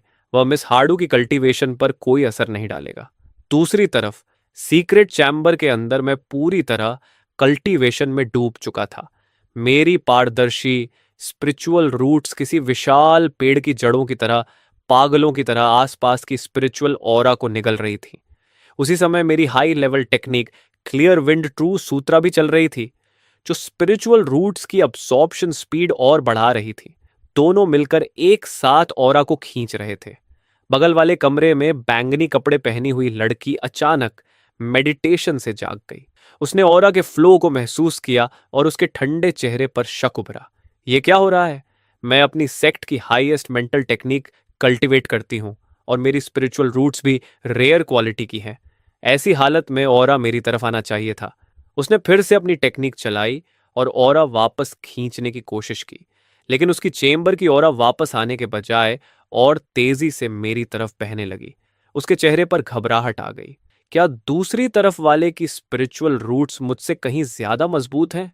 आखिर उसने कल्टीवेशन रोक दी, क्योंकि वैसे भी यहां की ऑरा अब उसके लिए ज्यादा काम की नहीं थी। वह बाहर आई और दरवाजे की दरार से मेरी चैम्बर की हालत महसूस करने लगी। उसकी सेंसेस में ऐसा लगा जैसे अंदर कोई ब्लैक होल हो जो सारी स्पिरिचुअल ऑनरा निगल रहा हो। मेरी स्पिरिचुअल एनर्जी खींचने की स्पीड देखकर वह हिल गई। उसके दिमाग में अचानक एक नाम चमका। क्या ये वही लेजेंडरी स्पिरिचुअल लिकर टैलेंट है जिसे मिस्टर एल ने डिटेक्ट किया था? उसने स्टोन डोर को घूरा। उसकी आंखों में चैलेंज साफ दिख रहा था। वह अपने पिता से छुपकर सिर्फ इसलिए निकली थी ताकि अपनी आंखों से देख सके कि दुनिया को हिला देने वाला यह स्पिरिचुअल लिकर टैलेंट आखिर कितना खास है। तभी सीक्रेट चेंबर के अंदर से एक भारी आवाज आई और फिफ्थ लेवल रिफाइनमेंट की ओर बाहर फैल गई। गार्ड लीडर की आंखें फैल गईं। उसने शौक में कहा, इसने ब्रेक थ्रू कर लिया। यहाँ की स्पिरिचुअल एनर्जी तो मुश्किल से किसी लो लेवल कल्टीवेटर के लिए काफी है, फिर भी यह सफल हो गया। पर्पल ड्रेस वाली लड़की के ठंडे चेहरे पर भी हल्की खुशी आई और उसने मुट्ठियां भींच लीं। जैसा सोचा था, ये सच में आम लोगों से अलग है। अगर कोई सामान्य कल्टीवेटर फोर्थ लेवल पीक पर होता तो इतनी कम स्पिरिचुअल एनर्जी में ब्रेक थ्रू करना नामुमकिन था। लेकिन मेरी टैलेंट और टेक्निक्स के साथ मैं भी मुश्किल से यह कर सकती हूँ। लगता है स्पिरिचुअल लिकर टैलेंट मुझसे बहुत ज्यादा मजबूत नहीं है। लेकिन एक कप चाय जितना समय बीतते ही सीक्रेट चैम्बर से फिर आवाज आई। सिक्स लेवल रिफाइनमेंट की शक्तिशाली लहर बाहर निकली और जमीन की धूल उड़ गई। अब उस लड़की के चेहरे की मुस्कान गायब हो गई। एक कप चाय के समय में फिफ्थ से सिक्स्थ लेवल? मैं अपनी पूरी ताकत लगाकर भी ऐसा नहीं कर सकती। उसके होंठों पर कड़वाहट आ गई। क्या स्पिरिचुअल लिकर टैलेंट और मेरे टैलेंट के बीच इतना बड़ा फर्क है? फिर भी उसके दिल में आखिरी उम्मीद बची थी। उसने खुद को समझाया कि सिक्स्थ लेवल से सेवेंथ लेवल एक गहरी खाई जैसा अंतर होता है। उसे खुद वहां पहुंचने में पूरे 10 दिन लगे थे। समय धीरे धीरे बीतता गया और अंदर से कोई आवाज नहीं आई, जिससे उसे लगा शायद उसकी बात सही थी। लेकिन अचानक सीक्रेट चेंबर से पहले से भी ज्यादा ताकतवर हवा का झोंका निकला। गार्ड लीडर लगभग गिर पड़ा और शॉक में चिल्लाया, सेवेंथ लेवल रिफाइनमेंट! सिर्फ 1 घंटे में फोर्थ लेवल पीक से सीधे सेवेंथ लेवल रिफाइनमेंट! अब पर्पल ड्रेस वाली लड़की का ठंडा चेहरा पूरी तरह टूट गया। उसकी आंखें शौक से भर गईं। उसने अविश्वास में बड़बड़ाया, असंभव! स्पिरिचुअल लिकर टैलेंट और मेरा टैलेंट सिर्फ 2 रैंक्स दूर हैं। फिर इतना बड़ा अंतर कैसे हो सकता है? यह उसके लिए बहुत बड़ा झटका था। उसका दिल लगभग टूट गया। जिस टैलेंट पर उसे इतना गर्व था, वह मेरे स्पिरिचुअल लिकर टैलेंट के सामने कुछ भी नहीं निकला। मैं पूरे शरीर पर पसीना लिए सीक्रेट चेंबर से बाहर आया। जब मैंने देखा कि वह लड़की बाहर खड़ी है, तो मुझे समझ आ गया कि मेरी कल्टीवेशन ने उसे डिस्टर्ब किया होगा। मैंने तुरंत हाथ जोड़कर कहा, मिस, माफ कीजिए, मैंने आपको परेशान किया। लड़की ने मुझे जटिल भावों से देखा, अपने दांत भींचे और कहा, मेरा नाम लीनन है, इसे याद रखना। जब तुम मेरे लेवल तक पहुंच जाओगे, मैं तुमसे एक निर्णायक लड़ाई चाहती हूं। इतना कहकर उसने अपनी कमर से लटक रहा एक पर्पल टोकन निकाला और मेरी तरफ फेंक दिया। इसे रख लो। अगर कभी तुम्हारी जान खतरे में हो तो इसे निकाल लेना, लेकिन बेहतर होगा कि तुम मरना मत। इतना कहकर वह मुड़ी और चली गई, मुझे वहीं पूरी तरह कंफ्यूज छोड़कर। मैंने सिर खुजलाया। मैंने इसे कब नाराज कर दिया? अचानक मुझसे डिसाइसिव बैटल क्यों चाहती है? और टोकन भी दे गई। मैं उलझन में बाहर निकल गया। दूसरी तरफ लीनन लक्ष्यन सिटी छोड़कर एक सफेद क्रेन पर उड़ रही थी। कुछ ही देर बाद उसके ऊपर अचानक काले बादल छा गए। उसने ऊपर देखा तो एक विशाल नीला ईगल उड़ रहा था, जिसके ऊपर सफेद रोब पहने एक मिडिल एज्ड आदमी हाथ पीछे बांधे खड़ा था। उसके शरीर से निकल रही पावरफुल ऑरा ने आसपास की तेज हवाओं को पूरी तरह दबा दिया था। उसे देखते ही लीनन शॉक में आ गई और तुरंत घुटनों पर बैठकर बोली, चांद सेक्ट की डिसाइपल लीनन ट्यानजी पैविलियन के वाइस डायरेक्टर चेन को प्रणाम करती है। उसके सामने खड़ा व्यक्ति टियानजी पैविलियन के 4 वाइस डायरेक्टर्स में से एक था, चेनेंडो। साफ था कि वही लुसेन को लेने आया था। चेनेंडो ने ठंडी आवाज में कहा, तुम्हारे पिता तुम्हें हर जगह ढूंढ रहे हैं, तो तुम यहां निकली थी? चेन चेंडाओ मुस्कुराया। वह और चानगुआन सेक्ट मास्टर एक ही गुरु के शिष्य थे और उनका रिश्ता बहुत गहरा था। जब लुसेन को खबर मिली कि उसकी बेटी घर से भाग गई है तो उसने चेन चेन डाओ से कहा था कि अगर उसका कोई सुराग मिले तो ध्यान रखे। चेन चेन डाओ ने नीचे लक्सियन सिटी की तरफ देखा और तुरंत समझ गया कि लियू किंग सियान यहां क्यों आई थी। वह उत्सुक होकर पूछ बैठा, तो क्या तुम उस स्पिरिचुअल लिकर टैलेंट से मिली? कैसा था वो? यह सवाल सुनते ही लियू किंग सियन की आंखें हल्की लाल हो गईं। उसने बेहद दुखी स्वर में कहा, वो बहुत ज्यादा अनफेयर है। चेन चेन डाओ हैरान रह गया। उसकी यादों में लियू किंग सियान ऐसी लड़की थी जो किसी के सामने झुकती नहीं थी और हमेशा जीतना चाहती थी। उसे रोने जैसी हालत में देख वह सच में चौंक गया। उसने तुम्हारे साथ क्या किया, बताओ? चेन चेन डाओ मजे से कहानी सुनने वाले मूड में था, लेकिन जैसे जैसे लियू किंग सियान ने सब बताया उसके चेहरे की मुस्कान गायब हो गई। यह नामुमकिन है। क्या तुम्हें यकीन है कि तुम्हारी सेंसिंग गलत नहीं थी? लियू किंग सियान ने दांत भींचकर कहा, 1 घंटे में 4th लेवल रिफाइनमेंट पीक से सीधे 7th लेवल रिफाइनमेंट तक। मैं खुद 8 ग्रेड स्पिरिचुअल रूट हूं, 9 ग्रेड से बस एक कदम दूर, लेकिन मेरी कल्टीवेशन स्पीड उसकी आधी भी नहीं है। चन चंदाओ के शॉक्ड चेहरे को देखकर लियू किंग सियन का मूड थोड़ा अच्छा हो गया। देखा, सिर्फ मैं ही नहीं टूटी हूं। अब आप खुद जाकर उसे चेक कर लीजिए। वैसे भी मैंने उसे इंजन ऑर्डर दे दी है, पहचानना आसान होगा। ठीक है, मैं चलती हूं। यह कहकर वह सफेद क्रेन पर बैठी मछुआरों का गाना गुनगुनाते हुए उड़ गई और चेन चेन डाओ को वहीं शॉक्ड छोड़ गई। उसने मन ही मन सोचा, क्या 9 ग्रेड और 8 ग्रेड के बीच का फर्क सच में इतना बड़ा हो सकता है? मुझे खुद देखना होगा। जब मैं हायन मैंशन वापस लौटा तो देखा कि सर्वेंट्स फूलों के गमले सजा रहे थे, मेज कुर्सियां साफ कर रहे थे। यहां तक कि जियन जेनियन, जो परिवार का पेट्रियार्क था, खुद काम कर रहा था और जियान रुस्यू भी उसकी मदद कर रही थी। मैंने हैरानी से पूछा, क्या हो रहा है? मुझे देखते ही हियान जेनियान ने नाराज होकर कहा, वहां खड़े क्या हो, जल्दी आकर मदद करो। जियान रूसुए ने मुझे एक कपड़ा पकड़ा दिया। सिटी लॉर्ड ने अभी खबर भेजी है कि तियानजी पैविलियन के बड़े लोग आ रहे हैं। तभी जियान लूसन हाथ पीछे बांधे हुए घमंडी अंदाज में बाहर आया। फान चेन, वहां क्या खड़ा है? जल्दी मेरे लिए काम कर। अगर मेरे काम खराब किए तो तुम्हारे 10 सिर भी कम पड़ेंगे। मैंने दिया हुआ कपड़ा जमीन पर फेंक दिया और अपनी कलम उठाकर लिखा, तुम्हारे काम से मेरा क्या लेना देना? त्यंजी पवेलियन के लोग तुम्हें लेने आ रहे हैं, मुझे नहीं। लूसेन तिरस्कार से हंसा। आज वो दिन है जब मैं आसमान छूने वाला हूं। बाहर कितने लोग इस आखिरी मौके पर मुझसे फायदा उठाना चाहते हैं। मेरे पास उनके लिए समय नहीं। और तुम्हें तो मौका मिला है मेरी कुर्सियां साफ करने का, फर्श साफ करने का, फिर भी अप्रिशिएट नहीं कर रहा। बगल में खड़ी चेन यिनफेन भी खुशी से चमक रही थी। सीनियर, इस गूंगे पर ध्यान क्यों देना? तभी इंचानन भी पहुंच गया। उसने हाथ जोड़कर मुस्कुराते हुए कहा, यंग मास्टर जान, मेरे पिता ने आपको बधाई भेजी है। यह छोटा सा गिफ्ट है, सम्मान के तौर पर। उम्मीद है भविष्य में यंग मास्टर जियान हमारी इन फैमिली की मदद करेंगे।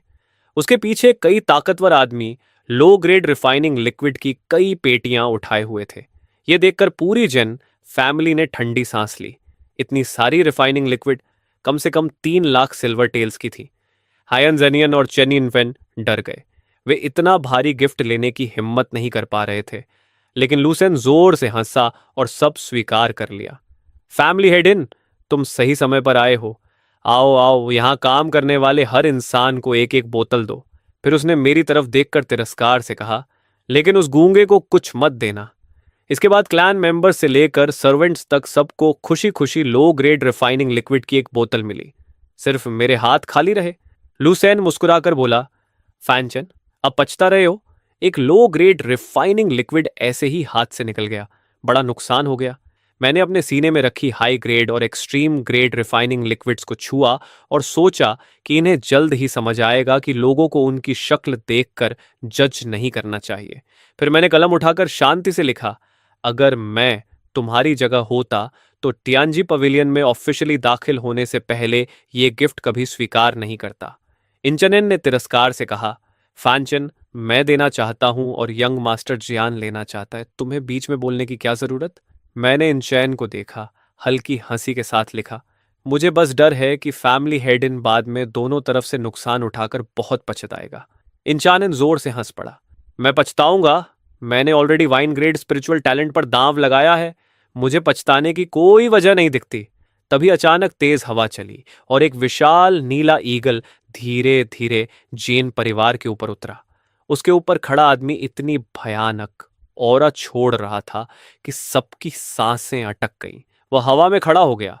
लूसन ने उत्साह से कांपते हुए फैंचन की तरफ देखा और कहा, फैंचन, मेरा ग्लोरी मोमेंट आ गया है। ध्यान से देखो कैसे मैं कार्प की तरह ड्रैगन गेट पार करके 9 हेवंस का असली ड्रैगन बनता हूं। चेन जनगांव के आने पर हियन जनियांग, लुसेन और पूरा जियान परिवार घर के बाहर घुटनों पर बैठकर उसका स्वागत करने लगा। सभी लोग शॉक्ड थे। उन्हें लगा था कि कोई साधारण डीकन आएगा, लेकिन कौन सोच सकता था कि खुद तियंजी पाविलियन का वाइस चीफ आएगा। इससे सब और भी ज्यादा डर और सम्मान से भर गए। यह साफ था कि टियंजी पाविलियन वाइन ग्रेड स्पिरिचुअल टैलेंट को उम्मीद से कहीं ज्यादा महत्व देता है। चेन चेनेदाओ ने बेसब्री से पूछा, तुम लोगों में वाइन ग्रेड स्पिरिचुअल टैलेंट कौन है? 1 घंटे में लगातार 3 लेवल्स तोड़ने वाली बात उसके दिमाग में घूम रही थी। सबकी नजरें तुरंत लूसन पर टिक गईं। लूसन गर्व से मुस्कुराया, आगे बढ़ा और सम्मान से झुक गया। यह युवा लूसन वाइस पवेलियन मास्टर चेन को प्रणाम करता है। यह सुनते ही चेन सिनेदाओ तुरंत आगे बढ़ा और उसे खुद उठाया। वह बार बार सिर हिलाकर उसकी तारीफ करने लगा। बुरा नहीं, बिल्कुल बुरा नहीं। सच में एक प्रॉमिसिंग युवा हो। लूसन खुश होकर अंदर ही अंदर फूल गया। उसने कभी नहीं सोचा था कि वाइस पवेलियन मास्टर चेन उसके साथ इतना अच्छा व्यवहार करेगा, जिससे वह थोड़ा नर्वस भी हो गया। चेन सेनेदाओ मुस्कुराया और लूसेन का हाथ पकड़कर बोला, नर्वस मत हो। अगर ध्यान से सोचो तो हम लगभग एक ही इलाके के हैं। 30 साल पहले मेरा जन्म पास के बिलियो सिटी में हुआ था। जब मेरा 8th grade spiritual talent detect हुआ था, तब मैंने भी टियंजी पवेलियन को हिला दिया था। और अब 30 साल बाद तुम्हारा 9th ग्रेड स्पिरिचुअल टैलेंट फिर से टियांजी पेविलियन को शॉक दे रहा है। यह हमारी किस्मत है। यह सुनते ही सबको समझ आ गया कि चेन चेनेदाओ वही लेजेंडरी जीनियस था जिसका कभी 8th grade black spiritual talent detect हुआ था। और अब उसका खुद आगे बढ़कर लूसेन से दोस्ती करना सबके लिए साफ संकेत था कि लूसेन जब टियांजी पवेलियन जाएगा तो उसे चेन चेनेदाओ की खास प्रोटेक्शन मिलेगी। इसका मतलब लूसेन का फ्यूचर लगभग लिमिटलेस था। इंचनेन ने उत्साह में मुट्ठियां भींच लीं और खुद से बड़बड़ाया, मैंने कहा था ना, इंचानन कभी गलत फैसला नहीं करता। लूसन जैसे टैलेंट पर दांव लगाना मेरी जिंदगी का सबसे सही फैसला है। चेन सेनेडाओ और लूसन काफी देर तक बातें करते रहे। जब दोनों थोड़ा फैमिलियर हो गए, तब चेन चेनेदाओ ने घुटनों पर बैठे जियन क्लैन की तरफ देखा और अधीरता से कहा, सब लोग उठ जाओ। कनान सबसे पहले उठा और सम्मान से बोला, वाइस पेविलियन मास्टर चेन, कृपया अंदर आइए। इसके बाद सब लोग मेन हॉल में गए। चेन चेनेदाओ अकेले मुख्य सीट पर बैठा, जबकि बाकी लोग दोनों तरफ खड़े रहे और जोर से सांस लेने तक की हिम्मत नहीं कर रहे थे। चेन सेनेडाओ ने हल्की हंसी के साथ कहा, ल्यूसेन, रास्ते में मैं तुम्हारे 9 ग्रेड स्पिरिचुअल टैलेंट की ताकत के बारे में सुन चुका हूं। यहां तक कि चनवन सेक्ट की ठंडी स्वभाव वाली यंग मिस भी तुम्हारी वजह से रो पड़ी। लूसेन पूरी तरह कंफ्यूज्ड हो गया। चनवन सेक्ट की यंग मिस? वो कौन है? चेन चेनेदाओ ने आगे कहा, क्या तुम यहां अपने स्पिरिचुअल टैलेंट को चलाकर दिखा सकते हो? 1 घंटे में लगातार 3 लेवल तोड़ना, ऐसी स्पिरिचुअल एनर्जी अब्जॉर्प्शन स्पीड तो मानो कोई विशाल वेल पूरे समुद्र का पानी निगल रही हो। लूसेन ने सिर हिलाया और हॉल के बीचों बीच चला गया। उसे लगा कि टियांजी पवेलियन के लोग उससे उसकी एबिलिटीज दिखाने के लिए जरूर कहेंगे, लेकिन उसे महसूस हुआ कि सिर्फ स्पिरिचुअल टैलेंट चलाना उसकी 9th ग्रेड टैलेंट की असली ग्रेटनेस साबित नहीं करेगा। तभी उसके दिमाग में एक और आइडिया आया। उसने सम्मान से कहा, वाइस पवेलियन मास्टर चेन, क्या इसे एक स्पारिंग मैच में बदला जा सकता है? चेन चेनेदाओ ने दिलचस्पी से पूछा, तुम किसके साथ स्पार करना चाहते हो? लूसेन ने मन ही मन ठंडी हंसी हंसी, फिर अपना हाथ उठाकर सीधे फैन चेन की तरफ इशारा किया। उसकी आंखों में तिरस्कार भरा हुआ था। क्या तुम हिम्मत करोगे मेरे साथ फिर से मुकाबला करने की?